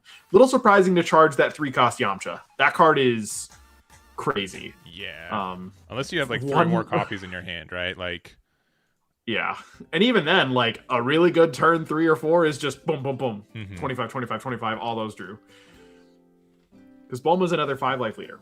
So you do get there faster, too. All right. Well, we're going second. Oh, we're charging Bardock, which means we might have another copy in hand. But this Goku GT, like, it's... I don't know what it is, but I love all the support we got in FB08 for all these decks. Ooh, that feels really good. Yeah. Now, if only Bulma could do that for 1. They could. If what is Yamcha's? It's just. Okay. It's just if you combo to the card in your drop, I think. Or maybe it's always a 1 cost, and then if you do that. You know, I never thought about playing it this quickly, but yeah, you absolutely can just spew out a 5-cost Goku. And probably a decent thing to get rid of the energy marker here, just to try to gain advantage. Goku did miss his perfect curve of, like, Trunks on 1, make a marker, and then on 2, making the 5-cost Goku. But this could be a really big swing here. Yeah, Glorio's still not bad, though, right? Ooh, critical. Oh, that's so rough. Oh, and he gets to awaken here. Okay. Yeah, this is where Bulma can start to feel. Yeah, attack twice. 2 criticals, one at probably 30, and then another at 20 or 25. Lead will combo with 1. I think you get to draw when you do that, right? Well, with Oolong specifically, you get to draw 1 and discard 1. Draw 1, discard 1, but do you not actually draw ever with Bulma? No, the combo itself. The front side lets you tap to draw, right? Draw, discard, yeah. But yeah. Draw, discard. Go up to 30 just to make sure that they can't use a 10K to get out, and that's just, that's a lot of pressure here coming out. Goku's just already in a tough spot, right? Basically the same amount of cards, and Bulma's next turn could consist of more criticals. Yeah, I think the only difference is that, like, Bulma doesn't really get as much card draw for free. So, like, if you don't have your pieces afterwards, it does feel a little bad. We're just attacking. I don't think it'd be a set to go like 15 into Krillin combo 1 if we were going to. Yeah, we are going to play the GT though. So, kind of the trade-off is that 1, Bulma doesn't really have a great way to answer this card. We're going to kind of take a turn off. Oh, never mind. We're just going to 10 times Kamehameha, get rid of it. And this Goku's so good. Make a marker. All right, I mean, this is now the onus is on Bulma. Goku just can start snowballing next turn if there's like a Yamcha or a Bardock on the crackback. But I don't know what Bulma's going to do to catch up here, honestly. Yeah, and I mean, that's a mandatory. That's fine. This does help us get some more cycle, right? Yeah. And maybe you go for the Goku this time. We know that they've got at least 1 because they added it earlier. Yep. And this is a 40k big swing, like 50k. Yeah, you get to combo off of your leader, stand it, and then you get another swing out of it. Honestly, you might not even turn it sideways. Again, right? And then lead. Switch to active, get another combo. Yeah, this card gets your swing like so big 55. For no good reason. The tough part is here, just do you attack? Because I think if you attack, you get punished really hard by like Chi plus Bardock. And then also like they'd get to attack the 30 into you, the 35 into you, and then they could even swing 25 with their leader into it if they really want to. Yeah, I think you still if Goku was at 5, I wouldn't attack. But with them being at 6, it's a little bit tough. You're asking for a little bit more out of their 6 now 7 going to 8 card hand to have those pieces, right? And I don't even know if I'd want to awaken as Goku quite yet, just because that's you go to 20. Yeah, even if you go to 20, it just means you can go to 20 if you have Bardock. I'm like guaranteed they have it in hand. They charged a Bardock earlier, so I think they have another one. Yeah. Yeah, what a good card. Man, this card is so strong.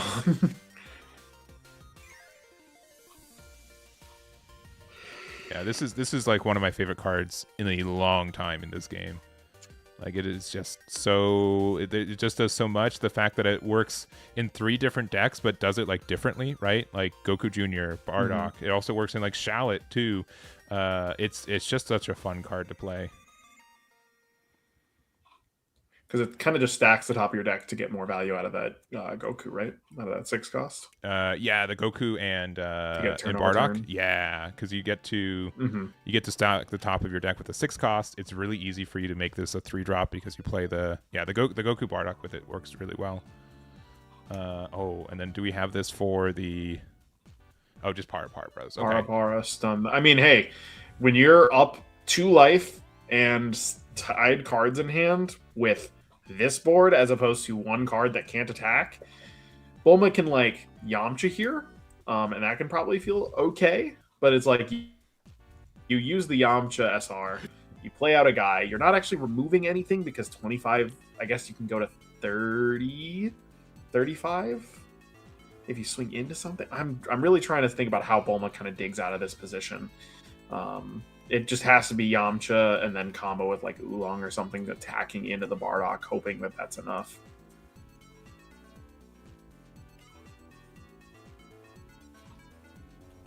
Sure.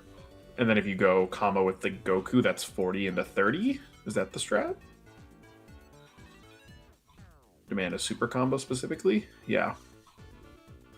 All right. And so we end up using this. It's a once per turn. So, it would be slightly better to attack with Bulma twice, right? But maybe you just need the card in combo to get there.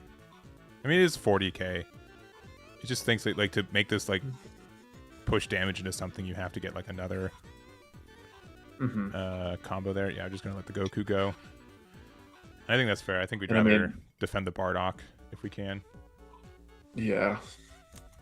Because, I mean, now it's got to be 30. Because you don't want to put the double strike into his face. That's just going to be... Ooh. Okay. Interesting. I mean, maybe they're going to go for, like, a one-turn kill. I've definitely seen that with Bulma before, where they literally just stack up, like, all right, here's my 2 SR Yamchas, here's my 3 draw Yamchas, and I made 2 double strikers, and that is enough to get you there. But this feels like a really tough spot for Bulma. I mean, this is a super combo on you, like 6 cards in hand, and you're asking for a super combo already. And like double strike, like Bardock 5-drop could be really good here, especially since I do not mind comboing with my 1-drop Trunks here, just because I wasn't going to do anything with it. So it just being able to free convert into a card to help me get that combo effect is really nice. Yep. We're going to go for SR. SR. Interesting. This could just press like another Para Bros though, and then get that card draw. And you could stop the Yamcha from getting another free play. Could be big enough. It's going to 1 for Bulma. Get rid of the Bulma attack, right? Is it? Or actually, it's 5 or no? It's just literally anything. Do we have a par in drop area, or what are we just grabbing? Just hope... maybe 10. No, 10 times doesn't do anything. It's the just grabbing a 10k, sure. Hand, yeah. I mean, I feel like here you just get to swing leader and go 40, right? Yeah, we might have tried to want to get the Power Bros. We might have messed up. There is a chance we can just go for game. We can still use the energy marker to make the Trunks a 20k, so we already have a 40k on board as well. So that's kind of okay too. Yeah, I mean, that's 20 and a 40 here. 3 of Bulma's 7 cards. Does ask for a lot.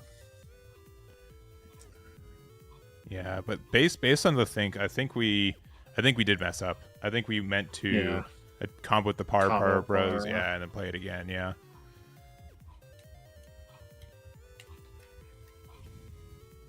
Might be okay here still. I mean, just swinging this 40.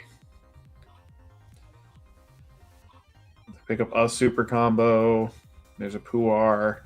They're just down to such few cards in hand. Like, it's not impossible for them to 5-0 you here, right? They've got double strikes, they've got whatever, but you are buffed to 25. We also just didn't use the super the energy marker. I think you are 100% right. They were supposed to go 40 and then add it back. Because you could even use it to, like, if you had nothing better to do, like, if you have sparking, you keep it. Otherwise, you at least use the Trunks. You go 20, you get one more card out of their hand, you get a draw at the end of the turn.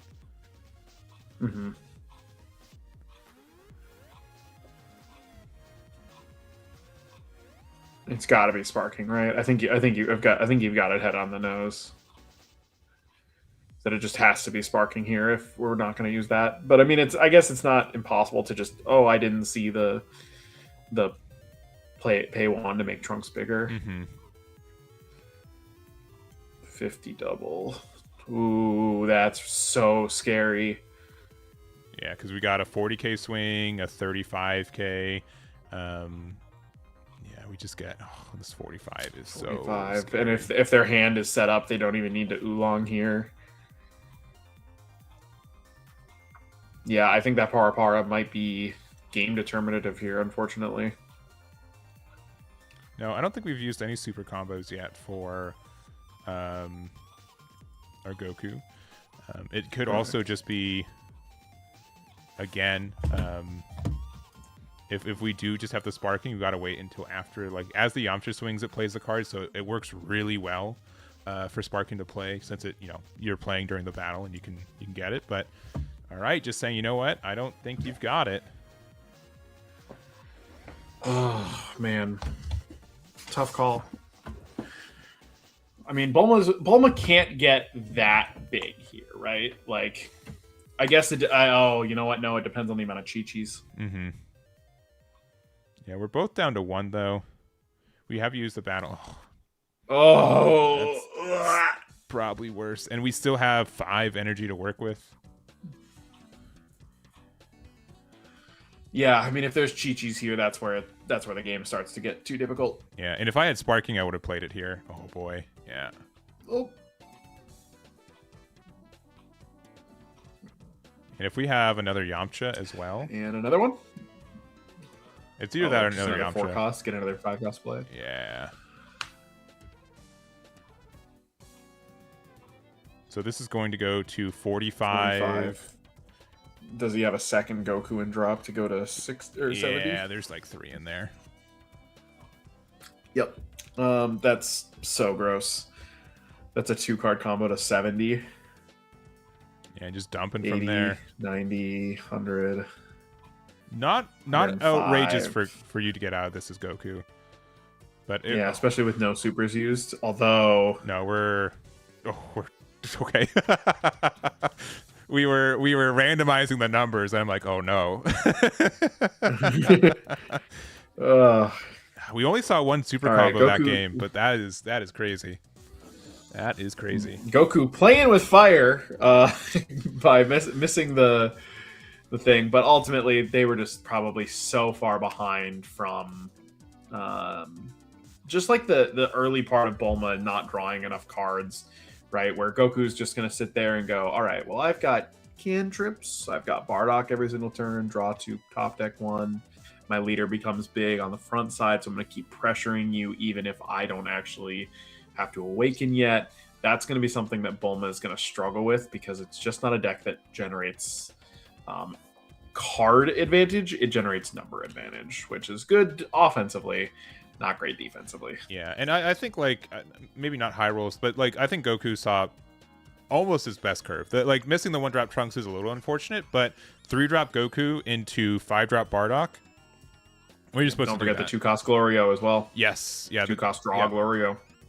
If you're not seeing the Trunks on 1, seeing that on 2 is arguably your second best play. So, had 2 life crit and still had way more cards than Bulma. But we're here. This is probably going to be a very grindy match. We do see they're still at this point. Yeah. They're on 6, and Goku Jr. has not yet awakened.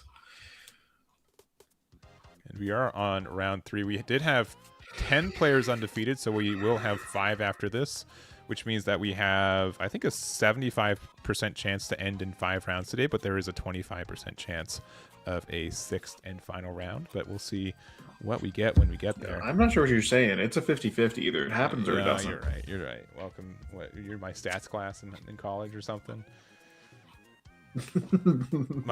Sorry. The worst part is that there are a large number of people who like actually thought that way, right? Like we all had that kid in class who tried to argue no, because either it happens or it doesn't. There's 2 outcomes, so it's 50-50. Worse, I had a kid that said 1 minus the probability of it not happening, and the professor like he just was like shook. He was like, I guess you're right. Just hey, listen. If you guys want the math equation that's gonna blow your mind, Hayden, what is 1 divided by 3? I mean, what are you? You're asking as a mathematician, as an engineer? No, as just what is 1 divided by 3? Give me a decimal. I mean, like approximately 0.33 repeating, of course. Okay, great. Multiply that number by 3. What number is that? It's 0.99 repeating, but guess what? Great. 0.9 repeating is equal to 1. Yeah, I know. Good. Isn't that fun? Isn't that just awful? As an engineering major with a mathematics minor, I'm always like fighting with myself on like what's real. It's very tough. Well, that's any number that isn't imaginary. Sure. There's an entire subsect of despite numbers imaginary numbers being, irrefutably needed for a lot of real calculations. Yeah. Very good. They're imaginary. They're not real. They can't hurt you. Yeah, they can't hurt you, but they can lower your grade. Real shame on Goku Jr. Sorry, math nerds. Or I guess the non-math nerds among us.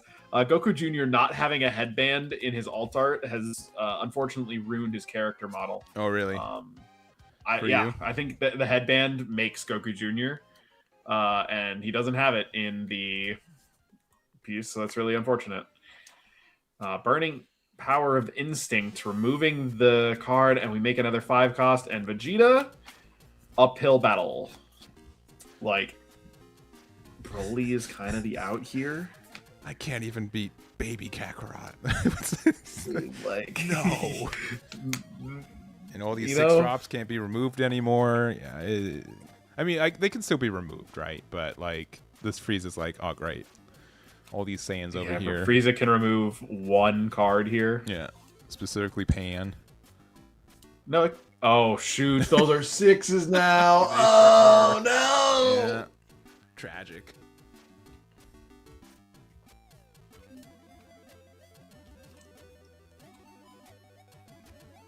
All right, well, 5K. Just 20 into that. Oh my goodness, this is such a tough spot. I mean, it's literally Broly or bust. Mm-hmm. Which, I mean, it could also be 6-drop Frieza. Get rid of just Pan. Oh, it's pay to get rid of Pan. That's sad.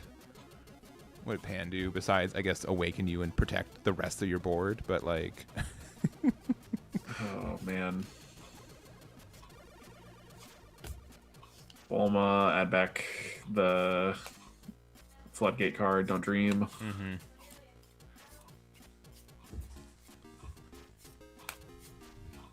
I can appreciate that since Goku Jr. doesn't have like doesn't usually play Giru, the Bulma might live a turn cycle. Might. If we played like another 5-drop Gohan, though, at least like Yeah. I mean, it's he's overswinging a little bit, but you still get there. 35. So you can't get out of it super cleanly. You go this and then a 10k. Yeah. Maybe you just do this and a results just to fill your hand back up. Yeah. And you could be digging for Broly too, so this gets you one card closer to it. I mean, and this is where some of those, the Japanese lists, they weren't even playing Broly's. They weren't on Broly's or Golden Friezas. They were just playing Goku's and 4-drop Frieza. And they were on the barrier Boos, and they were just like, well, if I just block with Boo, then I activate Don't Dream every single turn for the entire game. Eventually, my opponent gets up from the table and walks away. So. Which I count as a win. So,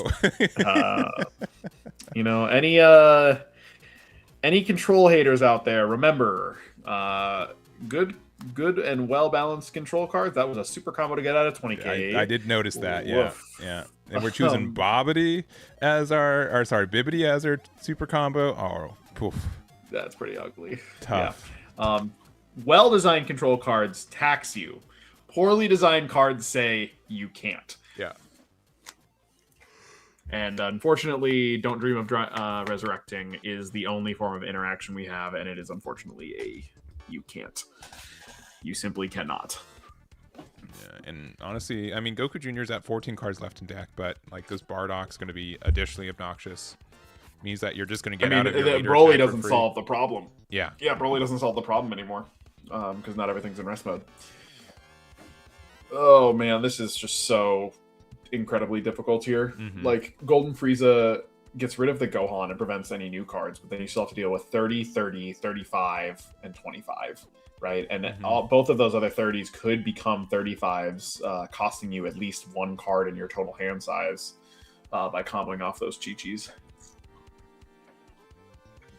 Like, it feels awful, but Vegeta probably has to start going face here. Yeah, I think I agree. They have to just get to a game. Was that state. a dazzling onslaught? Did you just charge a 25k? I believe so. Oh, okay. And now we're going to Broly this. It's probably Broly. We're going to ask very nicely to draw Broly right here. Be like, I've got literally nothing better going on. I need to find my Broly. I'm really good at drawing 2 Brolys in the first 6 cards and going, dang, I have to charge one of these, and then not seeing another one. Yeah, ever. Yeah.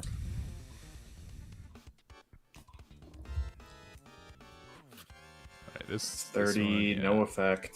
That's a super. Yeah, and then it's just Broly. It feels almost like Broly has to go into face still. Mm-hmm.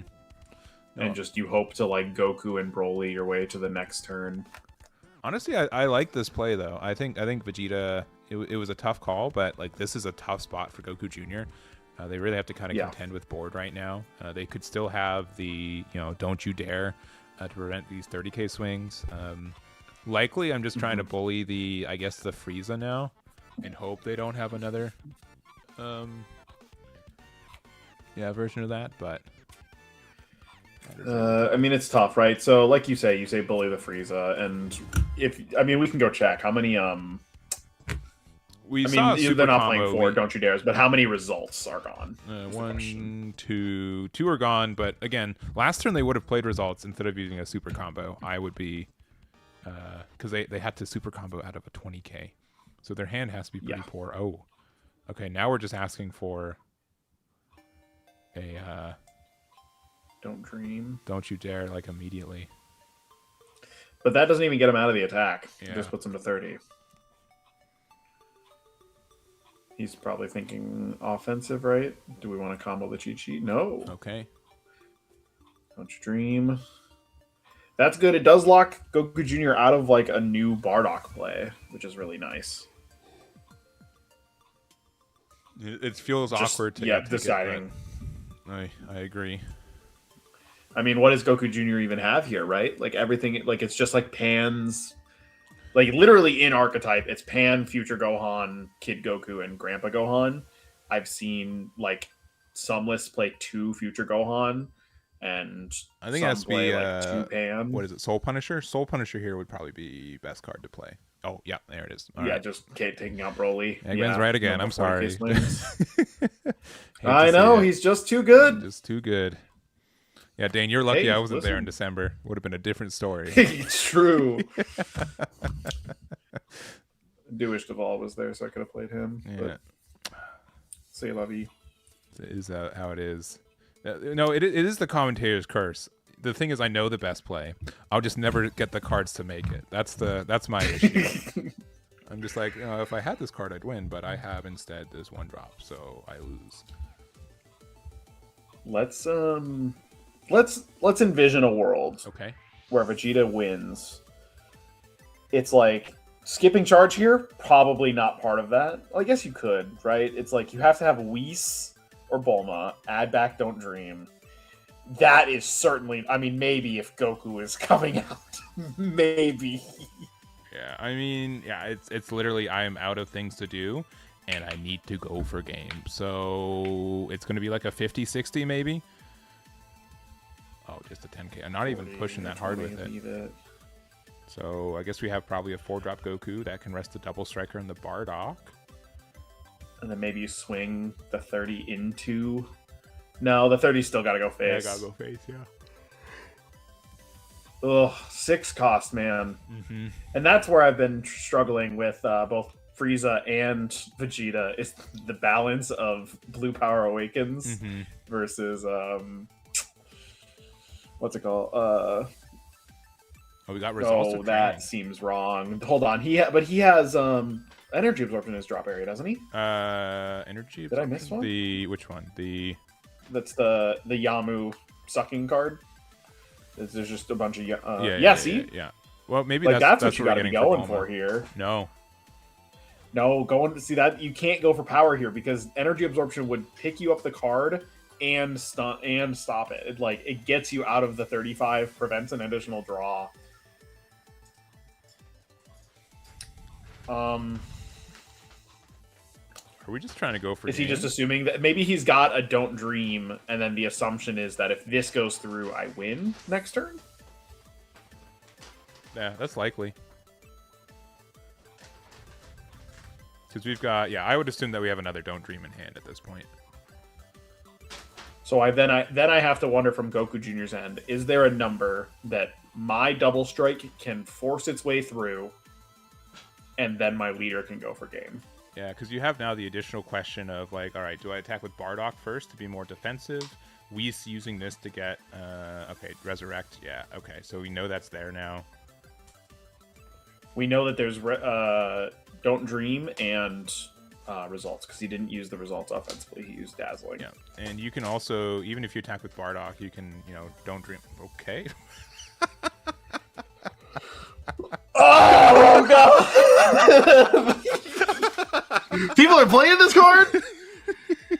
Dude, what did I miss? They might be now. Top of the board. Yeah, of course. Man, if I was a Vegeta player, I'd be so cross. Oh my goodness! I've never seen that card triple strike someone. Not a single time. The lack of hesitation was perfect. Just skip charge, boom, game. Didn't do like a leader swing that could get got. No, just is like, you know what? You've got 3 life, and this thing says hit for 3.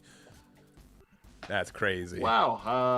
I'm sure the room has. I'm sure the room match has ended. Yeah, I'm sure we have left the room. Man, I would be a little bit like, dang, that happened, huh? That's crazy. Yeah, because that's like a one-of. Right? Yeah. No, that's the. I think Goku Jr. has like a little bit more consistency than other decks, but yeah, I think that's crazy. That's crazy to just see the triple strike tech just. Because otherwise, I would fear, you know what? I think if you didn't have that card, I'd be like, man, did I just lose this match? It is tough out there. You'd have to find that number for the double strike has to go through, and then my leader has to go through afterwards. Wow. Triple strike, huh? Because I also have it at 1 in most of my blacklists. Yeah. I've never played the card. I see it on turn 2 and I go, yep, that's it going to my there energy. There goes my charge for the turn. Yellow Broly. I thought this deck was going to pan out a little better. I didn't think it was going to be like immediately meta warping or anything, but I thought it was going to be just a tad bit better. Yeah. I'm honestly surprised to see none of them top for the Japanese event too, which you know, I think that it was a competitive game, but like to see a top 32 of like 90 people and no Broly's getting, I think was pretty surprising for me. I mean, this just seems like a near unwinnable spot for Broly. Like I truly don't see the way forward here. His whole board is stunned. His leader can't attack. Vegeta's still at 2. He's gonna pass with 2 up. Presumably has, you know, 3 up. Looks like only 15 cards in drop area, something like that. So probably has a couple supers and results left. Like that's just so tough for Broly to deal with. He immediately has to respond with his own Broly, otherwise he gets destroyed by the board next turn. Yeah. Now, thankfully, this Broly is actually on 4 of the Broly SCR. Yeah, because you get to interact with it a little bit better than other decks, right? Mm-hmm. But yeah. Might be able to get some extra value out of his leader if he's got like a Paragus, you know. So what is that? Oh, it's the I was like, what's the red cross through? It's the leader putting the floodgate effect on. Yomi's in the room. Say hi to Yomi, everyone. She's eating a meatball sandwich. But hi, Yomi, and congratulations. Oh, Dane says congratulations. He didn't know. That we're engaged. and may have, if I'm reading into it, been a little bit upset that he didn't know beforehand. Only a little. It's expecting a personal invite made on Canva. Well, but, you know, no one's been invited to anything. All right, not even Yomi. So it's all right. She's just gonna wake up one day and be like, "It's the day." She's like, "What? Go! What?" All right. So how does Broly dig themselves out of this Goinky Dink? Swing into that, stun a 40. I mean, that's just met with don't dream or just results. Sure. Yeah, man. There's just so many cards that are stunned right now. It's so funny. Like half of the cards in the game for yellow let you stun. I mean, what Zangia? Sure. Yeah, this lets you draw. Yeah, you probably have to swing into Goku though and combo the or I guess okay, sure, yep. It draws 2, pitch 1. Yep. You better have 2 results of training, Broly, and even still, it's. You stunned only 1 40k attack, and there are 25, 25, 40, and 20. Yeah, it's just a lot of because everything. Okay, yep. Or get him. That's a 5. Another, get him. No, not the Frieza. No. I mean, you do right. Like you give up the Frieza, and then you get back a results. Like that's pretty good trade. Well, it's it's Whis. It's Whis, yeah. You're just trading 10K. In which case, then that was just wrong, yeah. If it was a 5K to save a 10K, sure. Oh, just another Broly. Ooh, that's tough. That's tough. I gotta tell you. I don't know why why is the arrow on the Vegeta stuff? It can attack this turn, right? Are you saying the red X? Oh yeah, because they can't attack. It's the Broly effect. Yeah. They have to tap a card. Yeah. They're under a riposte effect. Remember that card? Yes, I do remember that card. It's getting pretty good again. I'm sure. They're like, Broly's changed my mind. It's a good card. It took a long time. Yeah.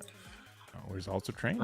So there's the results going right back, tying it. That's good. So they're a little ahead. They have 2 attacks left, realistically. Maybe 3, because they could switch the Vegeta to active as an additional energy. Yeah, they could. But the thing is that they gotta start paying for stuff here, right? I think so. Like you gotta pass with some amount of open energy. You gotta use these. Switch that KO, then you swing with it again. Switching. You maybe just combo the Gokus off. I would have considered attacking with both the Goku. I mean, everything's stunned, so like you're not actually in a bad spot.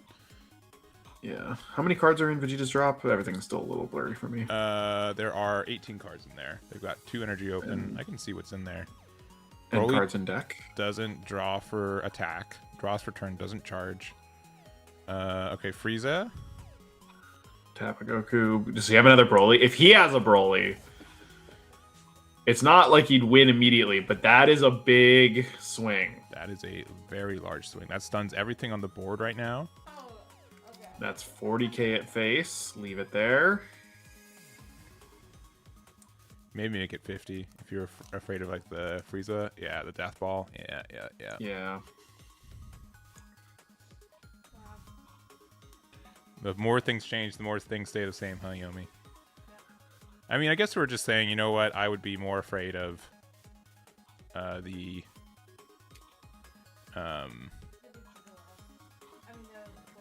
That's just a 10k. That we get take.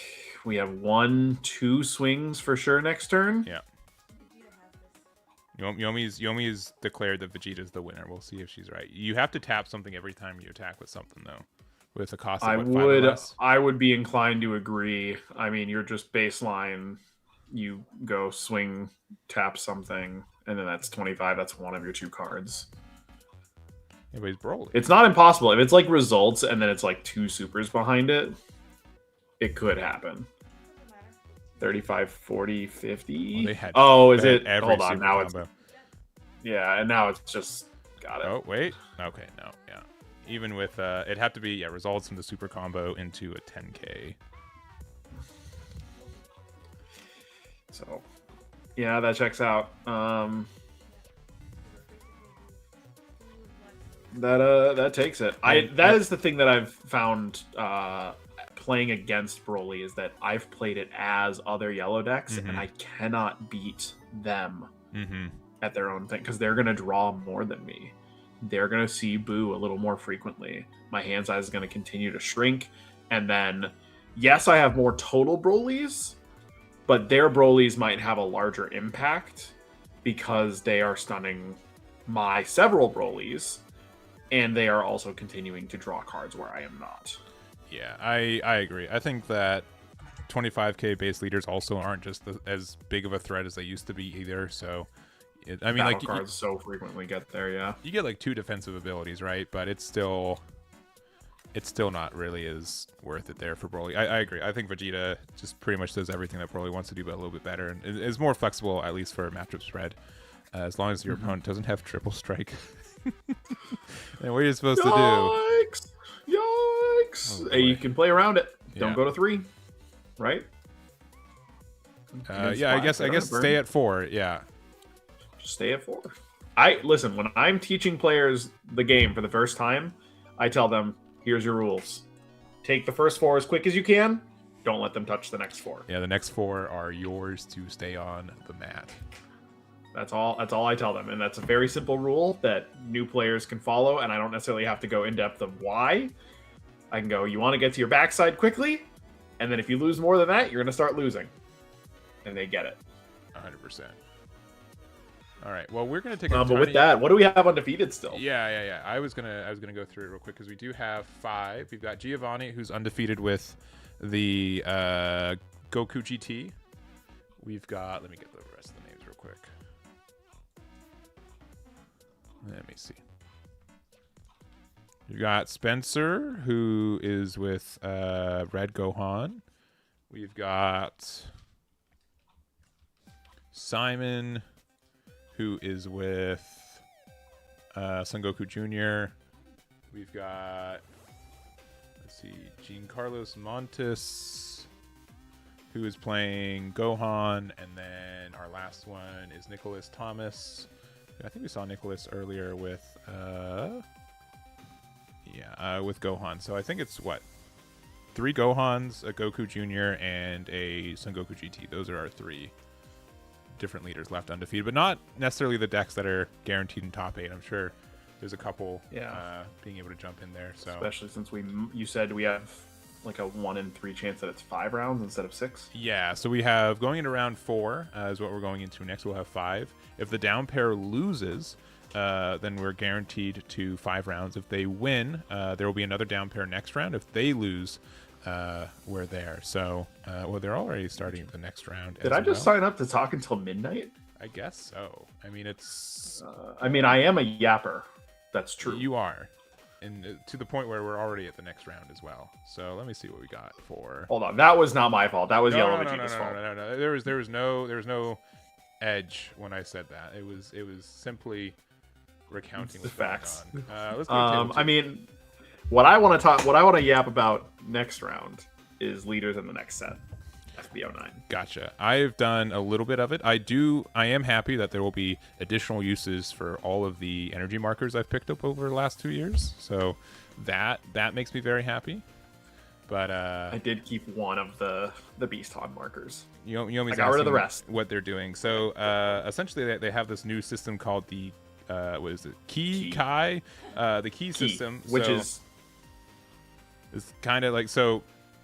You have these effects that say put key underneath a card, which is an additional energy marker, and then you can use that for cost for other things later, or it's like another resource. Or it's like a threshold for certain things. It's kind of like Z energy, but not as nuanced.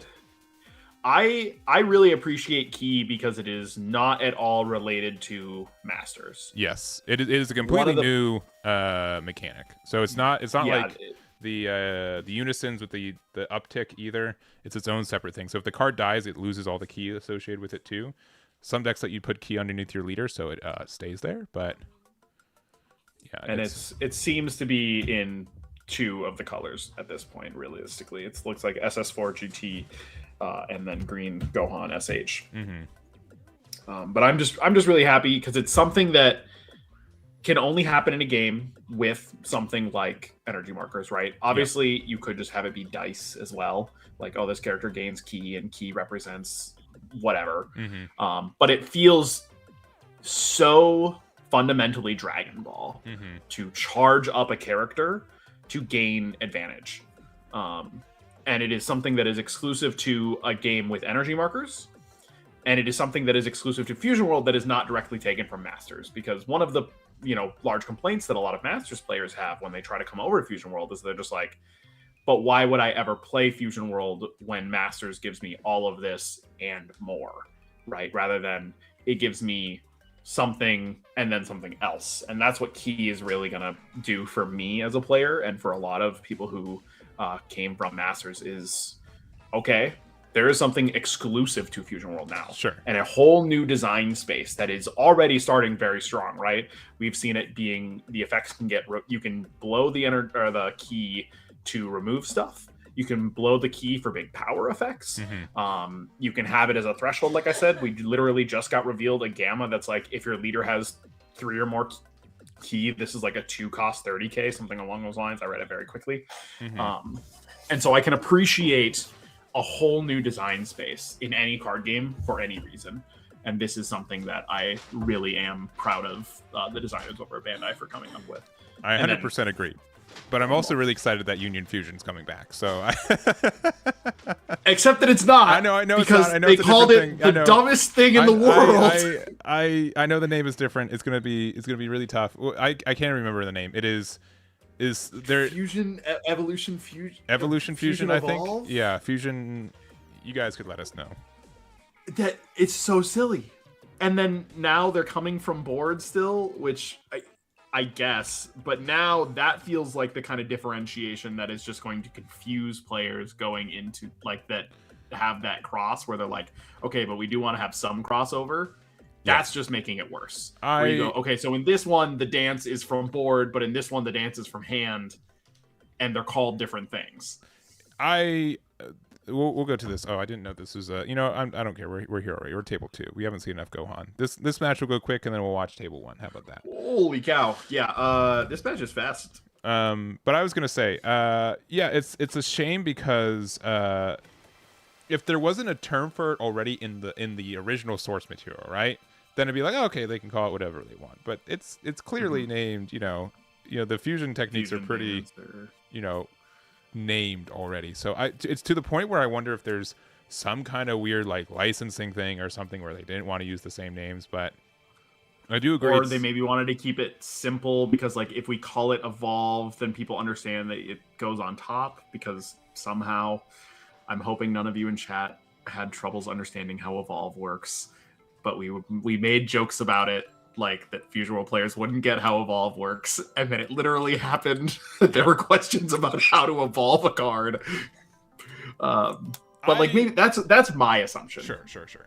I think that it will help people on the sense. The person that it hurts the most is me, because I have to now remember a new term that I can't say. And you're already awful at that. You said counter out a couple times. You said events several times. Next you're about to start saying equipment. I don't think I've said discard. I don't think I've said trash it today. I think I've said drop, and I've been pretty good about battle cards. But it is... Yes. Events is a tough one for you now. I understand like why it's counter versus combo, but man, it is not easy for me. Yeah. And listen, you know what? I even say trash occasionally. Okay, all right. But I do play like every single card game, so I call things. But it's mostly when you're pointing at me, dumb. Not like. No. The Eggman, I would never. That guy basically won a regional. I'm just gonna spread false propaganda that you won a regional. Man, you're okay. So this. Okay, we can go to the game. We'll just focus. Yeah, this card is so crazy, man. Just getting to play out, like, look at this. And then you just remove their Videl, and you're going to get to draw so many cards and deal so much damage, and your opponent has to deal with your board right back because you went second. Yeah. Oh. I do think, okay, I think the 3-drop's obviously really strong. I do think it's the 2-drop that really takes it over the edge. I think that's if I was the 2-drop double name or the 2-drop Gohan? 2-drop double name. Yeah, the Goten. Because okay, let's say you didn't have that card existed, right? You had to play another 2-drop, and then you'd have to have the Videl out. The Videl doesn't even work. So the only way you can it would have to be your leader swing. Yeah. So like that makes it a little bit evener. But the fact this is like, okay, this 2-drop by itself that you played for free represents a plus 35k worth of damage on top of already. Like, now you get to put them down to 4. They have to super combo. You're gonna put them to 2. Card. Yeah. Literally gonna put them to 2 here. Yeah. Oh my goodness. And they didn't even have a super combo, like, which is brutal. I mean, you still should swing. I was like, low key, should they not swing? But if they want to awaken, they'll awaken. Yeah. But now you can still put them to 3. Wow. Oh, dude. This is what we were talking about earlier when we were like, to beat Gohan, you have to like open 2 super combos by turn 3. And even then, you might still not get there, right? Very decent chance he goes to 3. Yep. And now he needs to remove probably both of these cards using what he already has on board and while being down 3 cards. I can't, again, a little blurry. But you can call me out. I actually think the Gohan we're watching, I think they're still ahead. Because if they have the same combo back, you're in a really good spot. Being at 3 life is tough because they still have to do that 1 extra damage, when if they were at 4 to 3, it's tougher. And also, they're only going to 3 energy next turn, which means we can't even double strike you right now. You still get the first double strike because the other person used the marker first. I think that's a fair analysis. I think it would come down to if they can deal with this board. Because the other flip side of this is that, yes, you could get ahead on damage this turn, but if that Gohan player, the person on the right, whatever their name is, is at a point where they've got 2 super combos in hand, they deal with it, they don't go to 3, and then they get to get so many cards out of your hand following into the next turn that it doesn't matter that you're the first person to play a double strike. Because, I mean, imagine here, you're also like not allowed to go to 1 against them. So they could just swing with the 25 that's going to demand a 10k. they are going to have the double name out. Like that 40. Like now they're not getting a burn, right? I guess they're gonna go for it. 70. I guess they're trying for it. They're going what you're doing, what you said. Because like again, with them, with no, you're not a, you can't get double strike next turn. It just can't happen. Oh. And they recognize it. Okay. Oh, they did the thing. They changed. All right. Now, Absolutely. Yep. It was dependent on the number of super combos. If that was just like triple super, you're probably fine. Mm-hmm. But it wasn't, and now you're just too far behind, and your math is very easy to track. Yeah. So we'll see. Honestly, I think this is anyone's game still. Obviously, our Nicholas, who is the top Gohan player, had an explosive start, but it did come at the cost of the energy marker, and that really is adding up. If you had the energy marker right now and you could go for game, you can, but yeah, your board is smaller. You've got less cards in hand, and you can get double strike next turn, which is really scary. To the point where Spencer's like, yeah, put me to 2, put me to 1. I don't really care, because that's going to help me win next turn too. You see Nicholas with this think now. I mean, we're gonna have to see what this 3-cost Gohan is gonna do, really. Oh.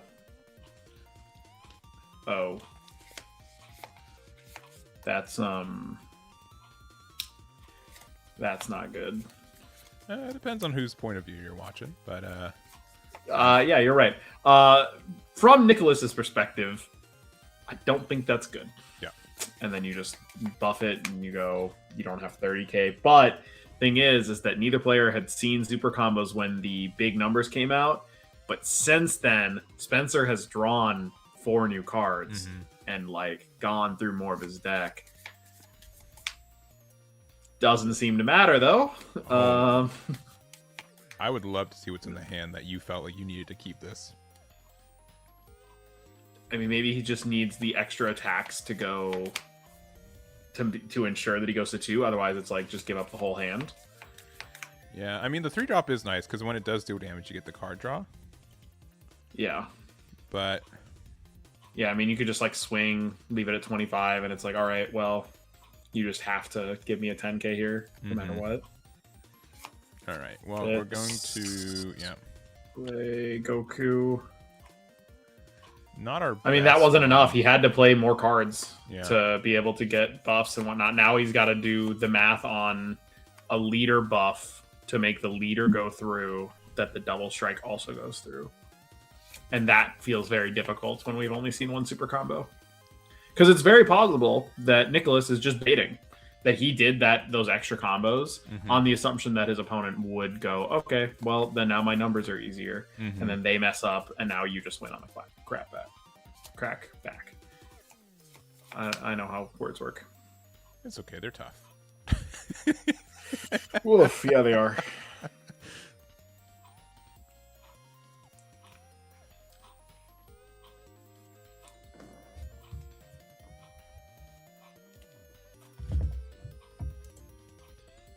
Buff 10 to what? To the double, sure. I mean, it's probably just got to be like leader swing 50 and then just leave it there. And then if they give you every card in their hands, then you just go, I hope you don't have it. Yeah. Because with how we're seeing, especially because we fixed our hand with the Goku and I think we got some more 10Ks. This is a 35 right now. I think we can get to like 70 pretty easily with 5 cards in hand. Yeah. I'm just asking for, okay.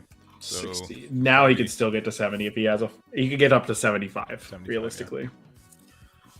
But honestly, 75 is a big number, but this is a deck full of 10Ks and only one super combo gone. So now Spencer is playing to his outs. Yeah, with 7 in hand. Okay. That's a 5. So 10, 10. 60. Oh my goodness, only 60. Yeah. Oh, but it doesn't look like a supers are there. 5s? That is a lot of 5s. Was that all 5s? That was all 5s. That's absurd. I can't believe it. You run so many 10Ks in this deck, right? 4 Gotens, 4 Daimaku, 4 Videls, 4...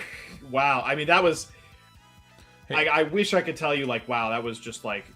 Obviously, both players played incredibly to their things, knowing that they had to combo out of specific spots, but ultimately, that really felt like it came down to if either player had one more super combo, that game is completely in their favor. Yeah, that's like the rough game where like I lost because I saw one super combo, but my opponent has the same excuse and they won. So I don't even get that, right? You know what I mean? Like, how did they make it work with one super combo?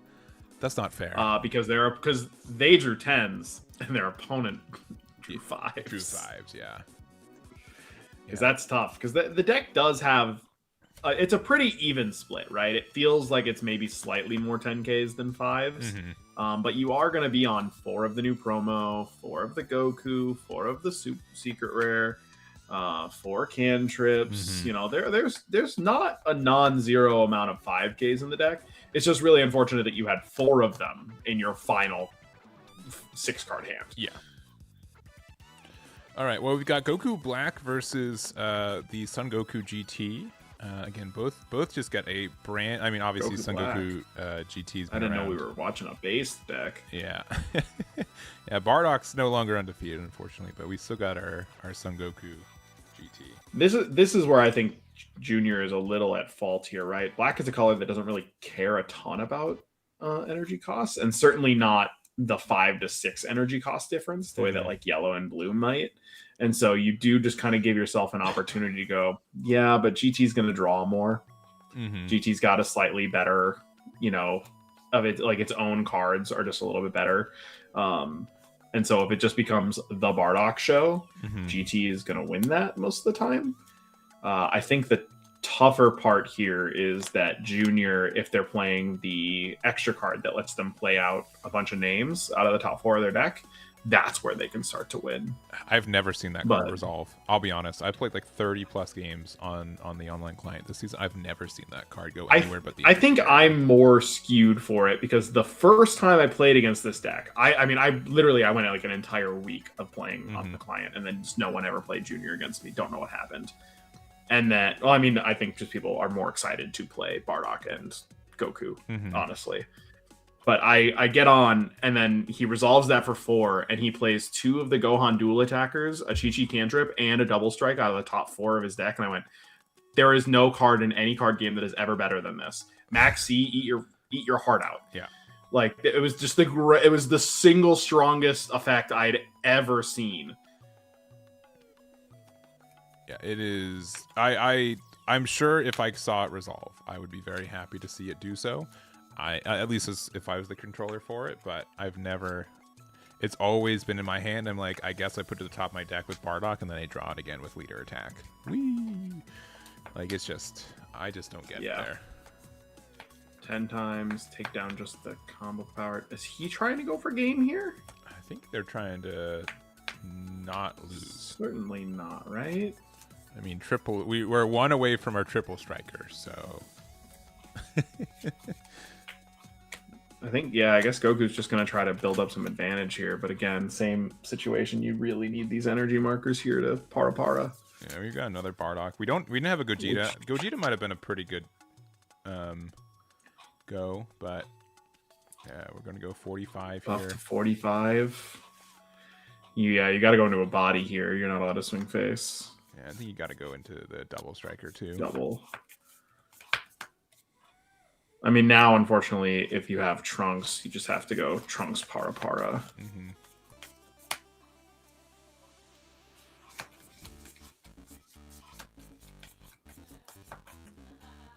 Top deck 1. Do you think he goes to 55? No? 55 might have been worth it there. But he gets out. Goku Jr. looks like he's winning this game, and no cantrip there either. Yeah, this is probably over. Yeah, you just get to start with the double strike, kind of leave it at 35, demand a super combo, maybe a little bit more if you have a cantrip or something, and then you just start beating them down on single strikes. Yeah, if we had like maybe a sparking, that could help us out here. But even like it's a plus 20k without the marker. Yeah, but It's a good number, but yeah, we're just gonna say, you know what, let's stop. Yep, exactly, same thing. Just give me a super combo. Man, you know, And once the supers are gone, then you just start beating them down with 40k attacks on everything else. Well, they have to be 45s because we are 25k base right now. True. Take one. Buff leader to 25. You can just leave this, I suppose. Yeah. Yeah. And now you just go 35 repeatedly, right? Or 45 repeatedly. It's either that or like 25, and then I mean it depends. Like we have 7 energy left, so we have things to do. I mean, depends on what we got. If we have the 5 drop, I'm gonna That's a pretty good one. The resolve, because now we have 20 worth of Goku's lineage there. So if we have the card, we get to play the card. Never mind. All right, they don't have it. Won't resolve on stream today. I don't know if there's an animation that goes with it. I don't know what it looks like. The extra card? Yeah, the extra card. There's not. Okay. that I noticed. Well, back into the digital binder it goes. 4 costs. Play another Bardock? Or do you just play a double strike? Bardock says draw 1. Or do you have does he have a dual attack Gohan? Dual attack Gohan, yeah, would be great. Sorry, activate main, switch this card to active mode. Yeah, that's good. That's the one. Then I think you just make both of these 35.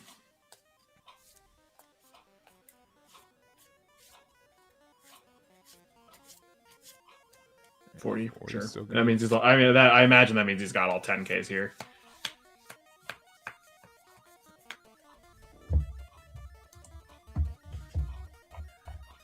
We did have the par. We just didn't have anything to go with it, unfortunately. Yeah, not having the marker felt bad. Alright, 50. Yeah, that should be enough. We had a super combo. And a 10k, alright. I mean, if their hand is truly bad on defense, on offense, you can still get out of this, right? 40, 50. Okay, never mind. We're just really good. Nope. Yeah, 45. Yeah, I mean, there definitely were... It wasn't outrageous to say that maybe there could have been something, especially if we did have the sparking, right? Which we did have the 1 energy open. But a lot of people are being really greedy with their deck building. They're cutting like any card that is otherwise dead. And I don't. It's hard to blame them when a deck like Red Gohan exists and it demands so many 10s and super combos from you so quickly. Having any amount of zeros, you're just like, yeah. And I've been there, right? I've been playing a lot of Control Frieza, and my deck is basically a 50-50 split of 10Ks and zeros. And then sometimes you'll just be at 3 life and they'll attack 50, and you're looking at it and you're going, I would have to give you every piece of combo power in my hand, and then the last 7 cards are all zeros because that's just what I've got right now. Yeah, but I mean that feels good. Like the fact that I can have impactful cards without feeling like, you know, my deck is as, how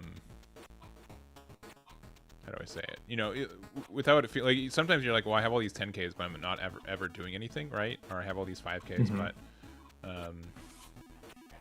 yeah, it's tough. I think the match I was just trying to jump into literally just ended, so I guess we'll go to table 5. I think one of these players is Vegeta, which is not surprising that the first half of the day is Vegeta and the second half of the round is, but let's see that. I mean, that just checks out, and the deck does take longer to win. Just it's the nature of control decks.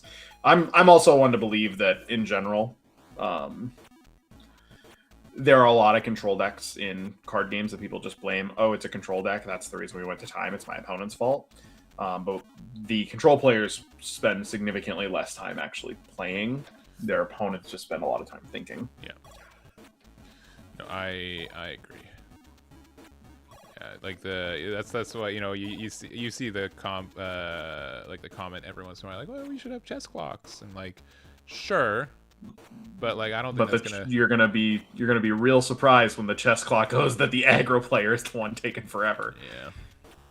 Also, we did have the pair down lose that previous round, so our next round will be our 5th and final. So, in case Oh, you're good. keeping I got a track at home. bedtime. You do, And I imagine about half of our viewers do as well. you're gonna The get other to bed half- before midnight though, as long as you pass out on stream, right? Because it's only 11 o'clock over there. It is 10 actually. Oh yeah, because you're in Central. You're fine. What are you Central. talking about? I just wasn't sure. It's honestly, I'm hitting that age. It is in fact time to take the Advil PM pill, and then go and in 1 hour, I will put my head on the pillow, and then it will be morning. Yeah, and then it will suddenly be 7 a.m. and my alarm will go. Like, Get what? up, get up, get up, and I go, oh, stop it. Actually, 7:50. I'm remote tomorrow. Okay, well, that's good. Yeah, I've been definitely less responsible with my sleep since that event that you and I know about from September. Sure. I spend a lot more time up and whatever for various reasons, but client has also been one of them. I have spent, at least in the last 2 weeks, I've spent like 2 days going up until almost 1 a.m. going, that was, I wanted to get into that next spot. Mm-hmm. Because if anybody is wondering, no, the current North American champion does not play the game. I logged into the client and I started at Silver 1 this format. Wow, there we go. So I had to do a lot of playing to get back to God rank. I'm currently on Master 4. I don't know if I'm going to have time to make the grind this week. I do have a stream on Friday. I'll just coach. I'll coach you, boss. Pick a deck. Let's go. You know, believe it or not, the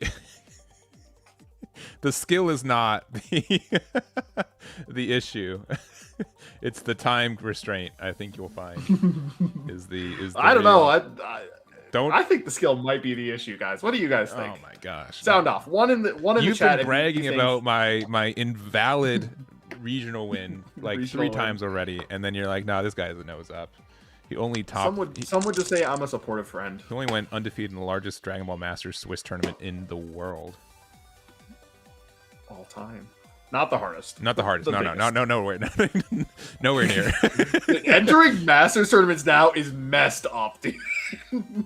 Every person that you play against, you're like, oh, you won a regional. Oh, and wait, you top 16 Nats last year? And you're world champion, Michael Legends Carrick. Yeah. No, if there's not another Broly here, there it is. Yeah, we wouldn't have super combat out of the damage last turn if there wasn't. So, okay, but we are at 7. We are at 7 energy. So there's a chance. No, is it the same person? I No, don't. that was a junior. Yeah, it was a junior. Yeah. Which actually, I don't see why Junior was playing a triple strike. I do see why this deck would play a triple strike. Sure. But that's not what's going to happen. Double Broly's pretty scary, though.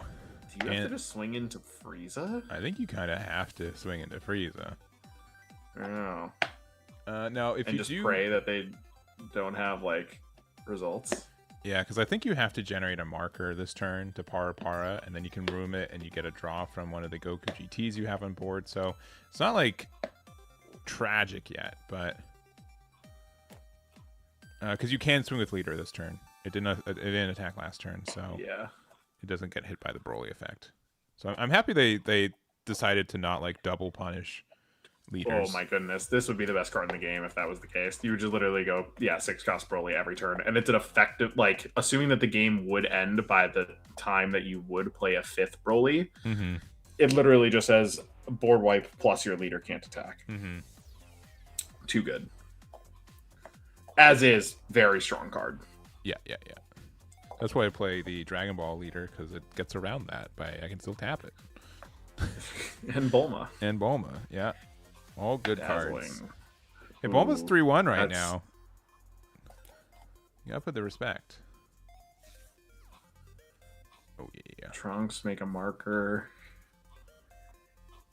Yeah, I mean, if he just had to give up Dazzling to get out of a 35, I think Goku. Ooh.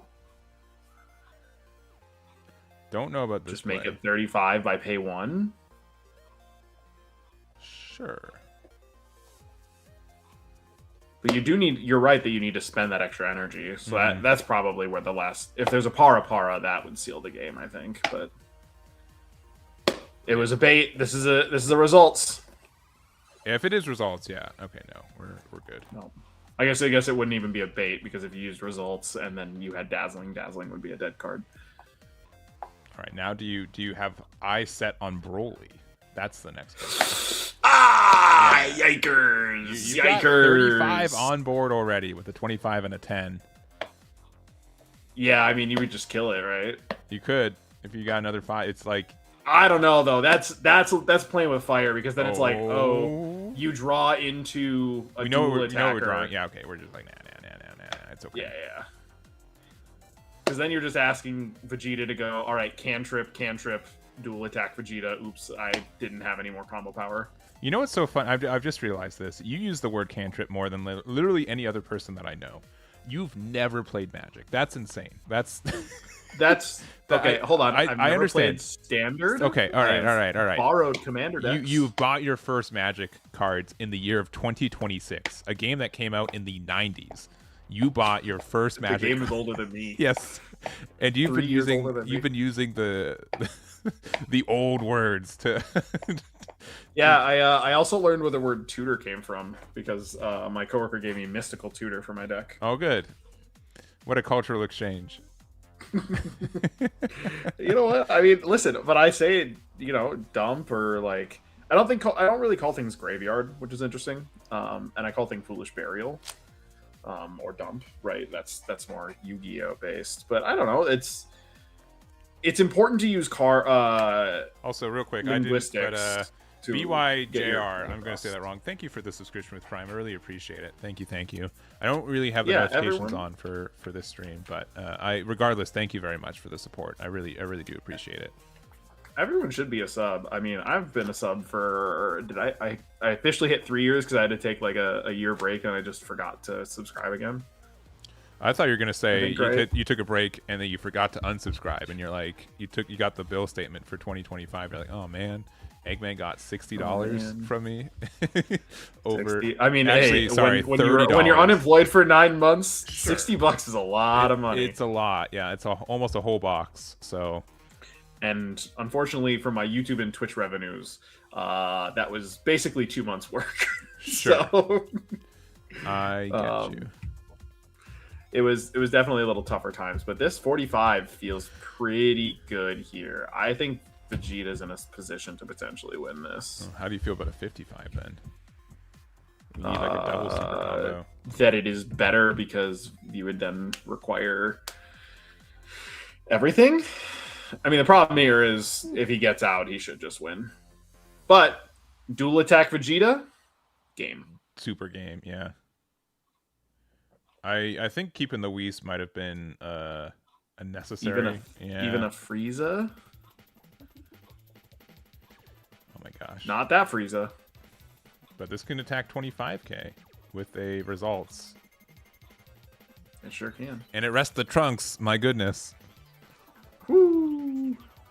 This might just be the concede, though. Oh, that is very good. Wait a second. Yeah, no, that's game. That's game. Yeah. That's game. Because there is no card.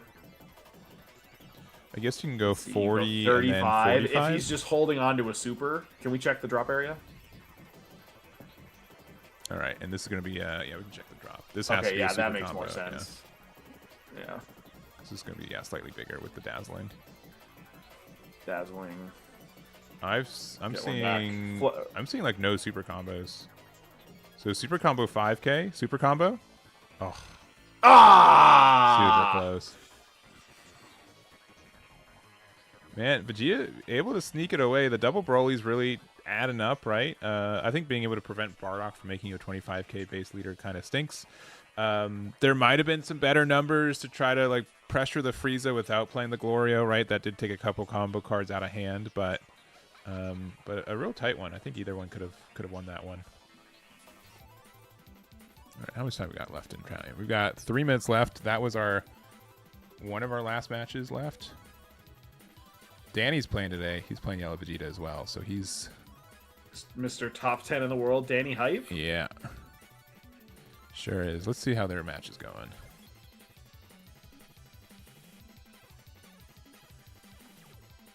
Let's see. I can go. I need to exit this one first. Enjoy watching me fumble with the UI. Not to be confused with the Ultra Instinct, but the user interface. Dude, that deck is so sick. I'll definitely be fumbling with that UI too. It's just like, Eggman, what are you doing? By the way, you had game like 7 ways, and you're like. Riftbound just got an errata list, by the way. Oh, I kind of saw that.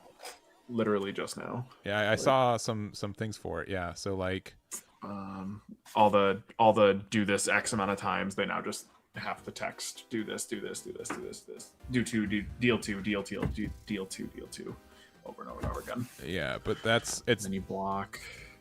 Or are there any there weren't any functional that doesn't change how rulings work, does it? It's more like clarity. I think it might be for potential card design in the future. Yeah. Also, Vegeta is super far ahead here. Vegeta wins this turn, I think. Likely. Why? Okay. Yeah, What's the current stuns? It's from Gogeta. It's preventing them from being able to restand. Ah. Yeah. Yep. When we were playing a game earlier, I'm like, where's the Gogeta? And like, oh, it's just the Broly leader effect. Yep. That is definitely frustrating. They only have so many symbols and ways to designate stuff. Mm-hmm. Yeah, but now we just Danny's you just hit down for one each time. Yeah. Yeah, you just go 25 here, and then as long as you have 25 a bunch 15, of times. Yeah. Now I will say, so this is Danny Hype on the left. You're saying? Yeah, the Vegeta player. Danny, I'm immensely disappointed in you that you pretty obviously had game here and you didn't go for the leader animation. Shame on you. Oh boy. When you're right, I suppose. I gotta say it. It's true. Okay, but he's gonna use every card in his hand. Does that give you any extra points, or you're still ashamed? It does give you points for actually going for the big number. Okay, not just the 40 and be like, I guess that's enough. Ooh, he probably drew into the. He probably drew into the. Yeah, Bulma. it was his last life. Yeah, we are out of cards. Yeah, so you could just do the numbers for it. But yeah, so this is a situation where if they're gonna give you the leader animation in the game, you kind of gotta go for it if you have guaranteed game. Yeah. I guess you're right. Which I think is one of the frustrating parts about this game is that sometimes you can just look at board and go, "Oh, yep, I've lost." Go next. Yeah, but normally it's... and not like a "Oh, I've probably lost." You can literally look at it and go, there is no combination of cards in the entire game that could possibly get me out of this. Yeah. There is no amount of misplays. As long as my opponent is attacking with the cards that exist on their board as is, I lose. Yeah. I think that I'm trying to think other Bandai card games right now. Union Arena, there's always the 1% chance that you have the double final and you're good, right? Gundam, Shield is last life as a base can get you out of some situations, right? You have to play around that. Gundam, I almost never feel confident unless I'm super duper ahead. There will be one more round after this. We'll go into round 5. Fusion World, if I know the game's over, it's usually because I went for game and it didn't work though. You know what I mean? There's and then you kind of have to I've never I never can remember. If you leave a game early, you don't get the points for it or something, right? You think I ever left a game? I was not asking. I take my losses on the chin. Yeah, but I have no idea. There's so many times where you're all right, just finish me off. The guy's doing the full combo. You're like, please, just I'm not clicking any buttons. You're in. I have 0 cards in hand, 1 life, and you're still being all right, so super combo here and make it to 100k. I'm like, okay, very impressive, but I could have been queued up to the next match already, and you're still making sure that you won. No. I promise all of us that you getting to dump your cards is worth the dopamine. Okay. You having to suffer a whopping 90 seconds after an entire session, gaming session, That 90 seconds wasn't making you another game in the day. Okay. All right. I promise. I know. Those 90 know. seconds add up. I'll tell you. All right. There's a reason fatalities are so beloved in fighting games. Sure. I'll say that. But they feel immensely good for those doing it, and they don't feel that bad for those on the receiving end. I get it. All right. So when you unfortunately you're playing on the paper version of the Fusion War card game. You weren't able to get the North American champion for the digital copy of it. So dude, it's that crazy. I'm just like playing as the national champ on this thing, and I'm like, I have like regular SRs. Yeah. I have not the alt. I don't have any special stamp that says, and by the way, this is the guy. Yeah, well, you have like probably like the silver, like just the like what is it, like combo master, like the default. Oh yeah. Here for fun. Mine, it was extra user. Oh, okay. It was extra user for a long time. Sure. Let's see what it is right now. Currently, mine is ultimate blow. Yep.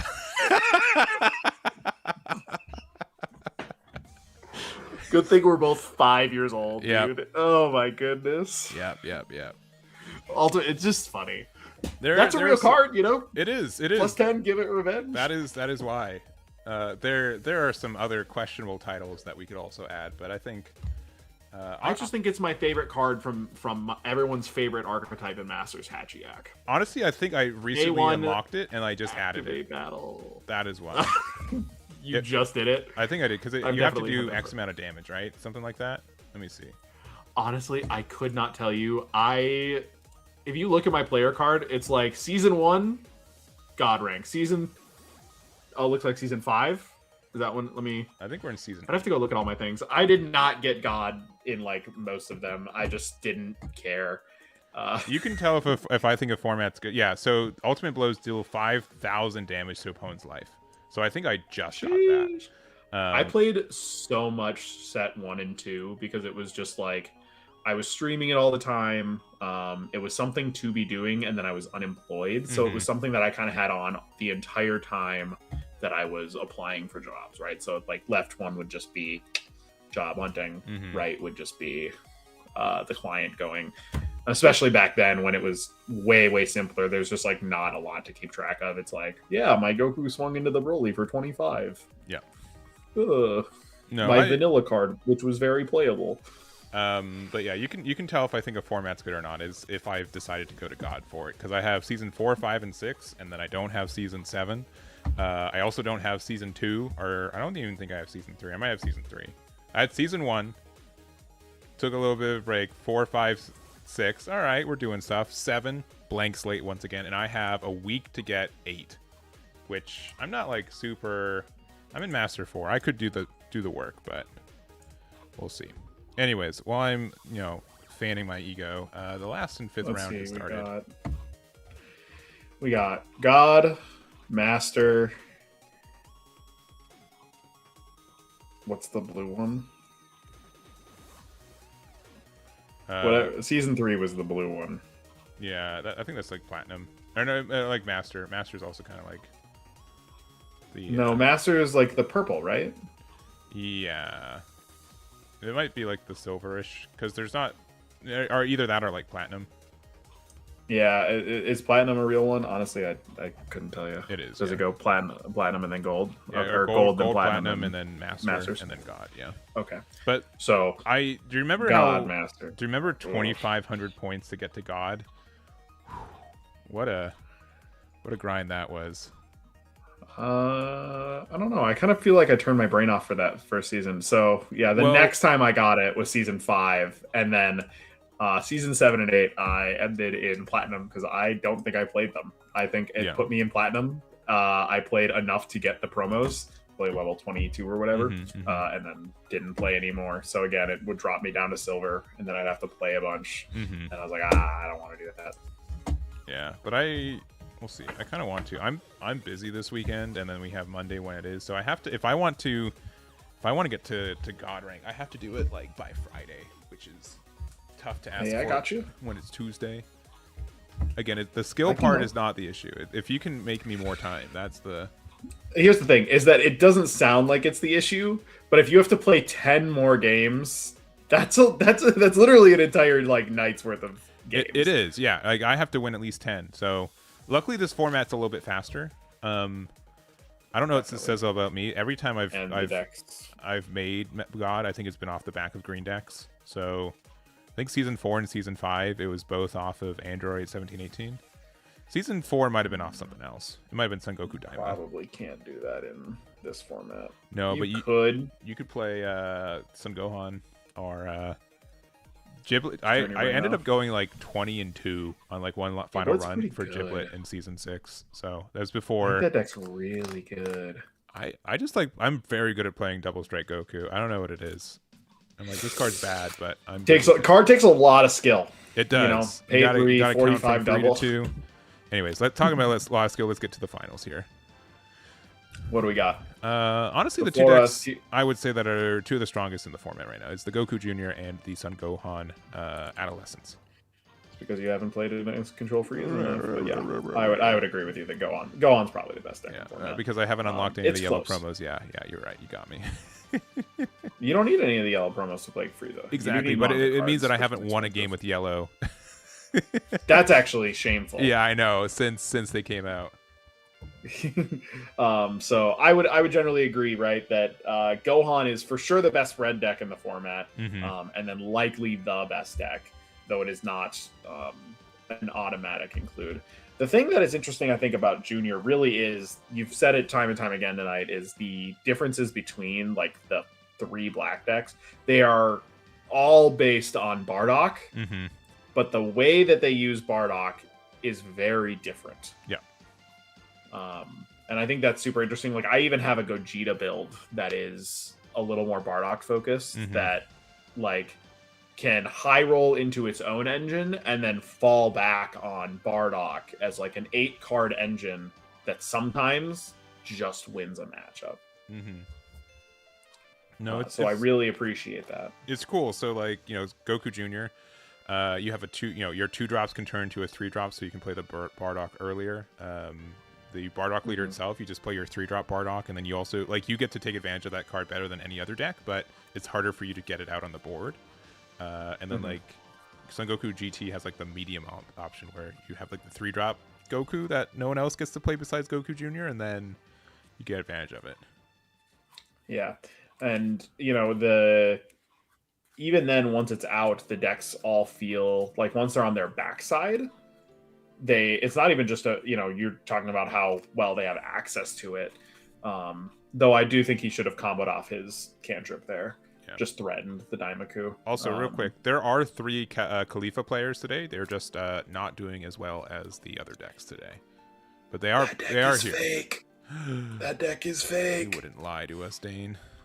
I sure would. Hey, you know what? Being a crit blue deck is not good. But also, if you don't have your Alt-Art Kabas, buy them now, because that card works in Top Ku in the UI Goku deck as a removal 5.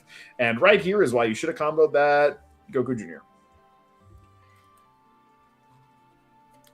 So anyway, back to the point is that the ease of access is on a scale, right, of like, and not only the ease is like how much reward you get out of it. Having a 2 cost that sticks around and becomes a 3 cost versus the 30k versus maybe like a 3 cost Bardock dual, quote unquote, dual attacker, they kind of link into then how their backside affects it. Goku making that Bardock into a 45 is really threatening as like and now this demands not only a super combo, but it demands like an active -2 from you or a damage. Whereas Goku Juniors are more likely to stick around because now they're 6 costs. Whereas, like you said with Bardock, it's a default 40 most of the time, right? And you get access to your other card's skills because you did, in fact, get combos with them, right? So maybe that 3-cost Bardock that enabled it now gets to basically go, all right, cool, I don't have to give up a card in hand. I don't have to give up a cantrip from board. That's just a free +1 and make my card into a 25 or 30. I just don't think and it's really interesting to see it shift. Removals for I don't think people are playing removals for 3-drop Bardock as often, right? Like Cell doesn't exist anymore.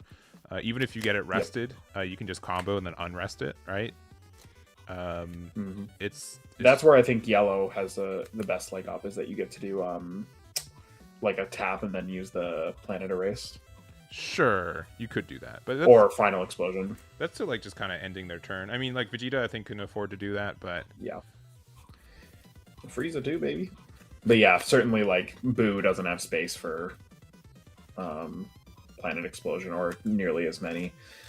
All right, this is the point where I hope they have the I forgot the name, but it's the shallot card.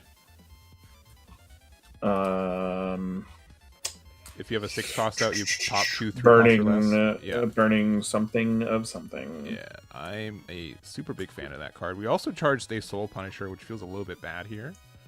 That's there. But I mean, realistically, if you Soul Punisher this turn, yeah, and you don't establish any of your own board, Gohan is immensely ahead, right? Like you'll kill 2 of their cards, which will feel great, but they will protect the 2 cost, and then they will super combo here. And then you will go, okay, that was my whole turn. You will pass to them. They will still have at least 1 body on board. And then you will potentially die next turn. Yeah. Maybe... If not, like, lose enough cards that then you're too far behind. We could also maybe, like, 4-drop Goku into 5-drop Gohan and then have the energy marker back up and then still pop things. That could be good. I mean, and this is one of those situations where the deck building of Goku GT probably feels a little better than Bardock and Junior, because you could go 3-cost Bardock and then still go 10 times Kamehameha, get the power buff to your leader, get the card draw, get the 35 swing, and then still remove 2 of these cards, no problem. But you just don't have the space for it in either Bardock or Junior to just play several 10 times Kamehameha. All right, we got the Bardock, which is a little surprising. I mean, I guess we're just trying to dig deeper into our deck, but I'm surprised we didn't. I'd still kind of would have preferred the 25k, but maybe we still do have the removal for it though if we have the burning card. What if he's got the 10 times, you know? Trust. Maybe everything I just said was a misdirect and he does in fact have it. I don't believe you.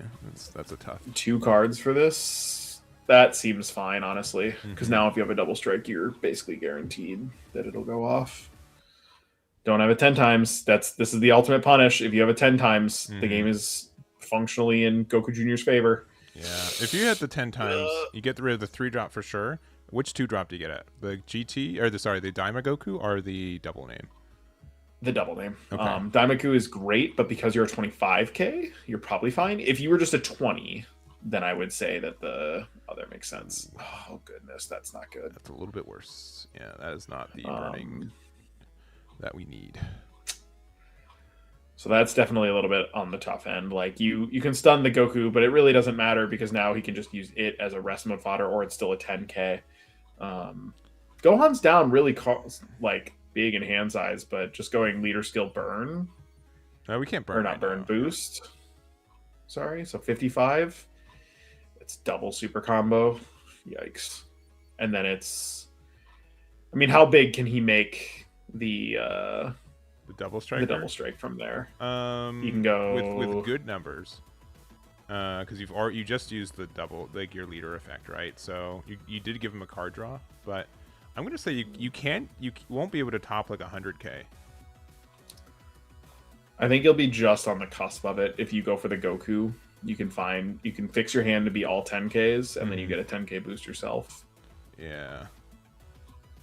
Oh, that's not great. That's worse. This is a huge capitalization moment from Black. If they can stabilize, this is gonna get them there. Yeah, hopefully it wasn't a misclick, because that would feel awful if that's the case. I mean, you can't always have it. You know, every Gohan I've played against always goes Gohan on 3, Secret Rare on 4. But you know, you can't always have it. Did he only add 1 card? They added 2. It was the Son Goku Daima, the 2-drop. That's been getting more play. Okay.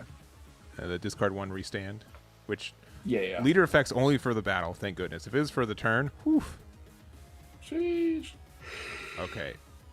So potentially our alternative win condition is single strike him down. Yeah, I mean, I think you go 45 on this. I don't see why not, right? Like, if you have like a super combo, you can probably defend your board enough. And then since Black doesn't have a quality blocker, you could just swing with your leader as a really big number. Man, we're just going to 4 energy right now. That's crazy. Game got a lot faster this format, I tell you what. And this is also where it feels bad. You don't, like... You can get out of this, right? But you can just know you can get double strike next turn, which still feels awful. You give them a card draw because of this, too. You can go for game as Goku Jr., right? If you have the 4-drop Goku, you can get the double striker out on the board. We did just charge one of the double strikers. The fact that we can just combo it off and then just put it in the board is nice. Oh, but we're going for board.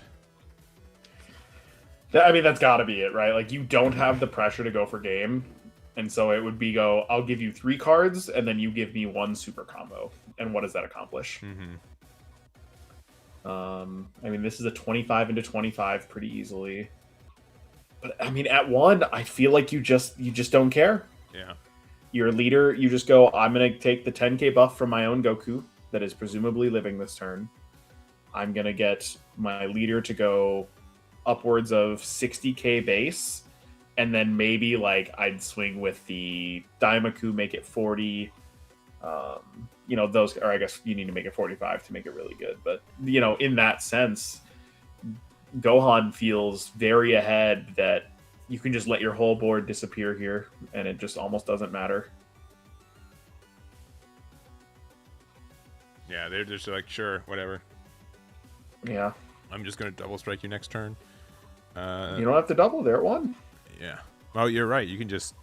Yeah, That's what I'm saying, is like you just get to go buff your leader with Goku, because the Goku can buff your leader, play out as many buffs as you want to on the Daimaku, and it's like between all the Gohan 1 costs and the Goku 2 costs, you're gonna make both of your attacks like baseline 60k.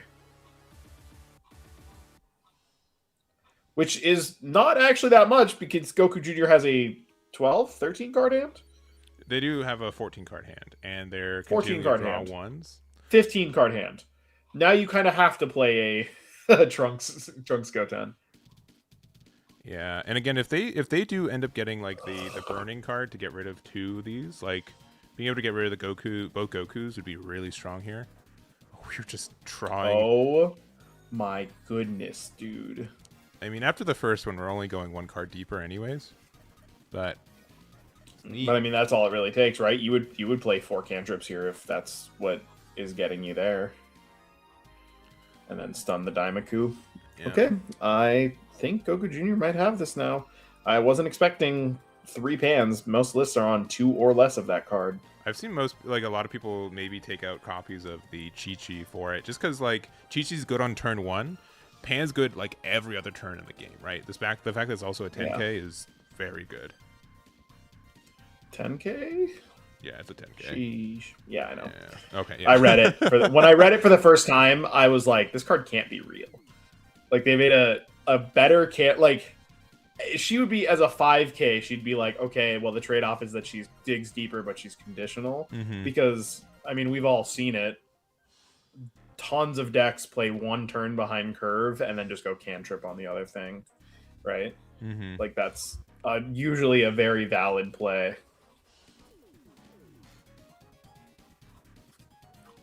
All right, yeah, they're just going to go very big with whatever they got left. Luckily, Gohan can just take all the cards from their life themselves. With like 4-drop into 3-drop into 2-drop. I mean, all right, let's do the math here. That's oh god, dude, Junior has 50k on board. Yeah, that's true. But I mean, even if you're just attack with your leader, I mean, it does feel bad that you're bumping up to a 30k with 2 10ks, or sorry, a 10k and a 5k, I guess. Is the best possible path, I think, is, well, no, I was gonna say it's 3 cost. Oh, I did that. This is kind of dumb. This feels, yeah. This just eats. You just discard a card and give up things. That kills off 2 of them. It's also really good. I was gonna say it's like 3 cost Gohan, play a double name, and then play another double name. Take 3 of your 4 life, remove 4 of the 5 5Ks on board, and and then try to dump from there. But this feels a little tough. Gohan buff it to 35. I think that's good. And like I do think this is solid. And then you only have to combo. You only have to tap the card that doesn't have combo. So yeah, sure. Discard a card you don't need. It's also Gohan gives it for the turn. So we're base 35 twice. We're 65 on this attack. And then you probably no, you leave this one at 65. It doesn't really matter at this point. You just go all the way in. Yeah. At least to a number that as long as you're in a multiple of 20. Yeah. So you can't just like easy super combo out. So this is super combo. 85, and then the next stack will be you're back to a base of 35, but you can 35. likely So you got 45, 50, and then up to 100 on the next one, depending if it's a perfect hand. Yeah. I don't think we've seen one super combo from Goku Jr. 22 cards left in deck. Yeah, that's actually a lot of cards left. That could be very easily 2 or 3 supers still in there. 65, 85, 90. Okay, so that's 2 super combos. So honestly, it's gonna get right down to it. That was 2 super combos used, right? So that's now there's one more. There's one left in rotation. I'm gonna guess we're gonna get to around 80 with this last attack. Never mind. You thought this is the hand that other Gohan really wanted. Oh my gosh. Yeah, 100. You're right. All 10s. 100. We had all 4 super combos. He had it. He's got it. Wait. 55, 65, 75, 85, 90. Slow rolling it. One more. 100. Dang, that's crazy. 5, and there we go. All right, so I mean, we've likely won. We have to the game's not over. Yeah, but it is bonkers. It's functionally over. Yeah, it's functionally over. We do just need to get one more attack in. If we have a way to play a double striker, we're in there too. But what a finish! I mean, the tough part here though too is, I mean, even if you don't, you may just like if Gohan picks up any amount of combo power out of life. Right, he only used 1 super combo, I think. Like Gohan is just straight up top decking here. Yeah. Draw 2, put 1 back, dig a little bit deeper. Probably looking for that double, like you said. If we have a 5-drop on Gohan Adolescence, though, I think we're like super good, though. That's probably just as good as the double striker, if not better. Never mind. And there's the double. All right, that should wrap it up because you just go 40, 50. You need to go 60, right, to guarantee it. There's 45. This is a search card, so it searches for a 10k. Yeah, that should be it. Yeah, that should be good. Yeah, with just the cards known, we're at 60. Yeah, and we have an extra 10-5. And that'll do it. Goku Jr. wins the Eggman triple win-a-box. Yeah. Super close though, and honestly, I like not for nothing. Having all 4 super combos in half your deck definitely helps it. We get we do get a good amount of searchings, but I do think our Goku player was fortunate, but they took advantage of their fortune and they were able to win the event with it. So that is our winner, Oswald, with their build of the Son Goku Jr. So that's gonna be it for this live stream. Dane, thank you so much for hanging out with me. I do appreciate it. I hope you're having thanks for having me. A chill 2026. Everyone listening, even though I know that you're not. Did you say have a good? I said a chill 2026, but I said that you're not. Yeah. Not even your fault. Not even your fault. I mean, it's chill because you live in Minnesota, and then I think people can get context clues from the rest of that. So, I live in Minneapolis. Yeah. Not proper, No. but a suburb of. So it's. I really appreciate you having me. I hope that anyone that is here and watching will cheer me on at Worlds. I don't know that I'll be commentating another event with you prior to that. I imagine there will still be one more win-a-box. Because we'll be in the finals. It will be FB09, right? Yes, because it comes out in March. So unfortunately, this does. March 14th, yeah, this is a bit of a filler set. There's like knowledge to be gained. We get Bandai Card Game playing. Fest. There will be a regional there. Yeah, but I'm not going. Well, okay, then it's not a real event. It's not. I'm not saying it's not a real. It's a filler for me. Is what I'm saying. I get you. And I've not had this before, where a region is potentially relying on me to uphold us, especially with how bad America got messed up in the first year. Sure. Yeah. NA got truly messed up. Japan and Korea smoked us.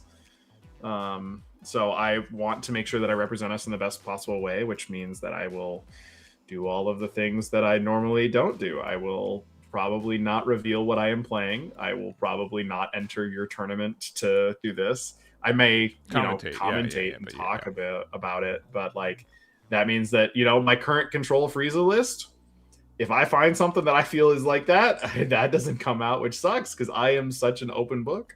But I got a whole region behind me. I gotta represent. Don't want to give away any extra information I don't have to. Yeah, for sure. No, I get it. So, but regardless, there will be some information. I will be putting out the top 8 from this event tomorrow morning. So if you guys want to check that out, the full live stream will be free to watch on YouTube, so you can do that. And I do really appreciate you guys supporting these events. And it's super fun. I mean, it's easy when the format's really fun to play, but it's cool to see the variety. So out of 36 players, the most common deck was the Son Gohan, but only at 6 copies. Vegeta Yellow was the second most at 5, and then we had 3 copies of Khalifa, Son Goku Jr., Majin Buu Evil, and the rest were 2s and 1s across 15 leaders total. So that's just like a really, in my mind, people have different thoughts on healthy metas, but I really like being able to choose a deck, being able to say this is the one that really resonates with me, and being able to go far with it, which is really cool.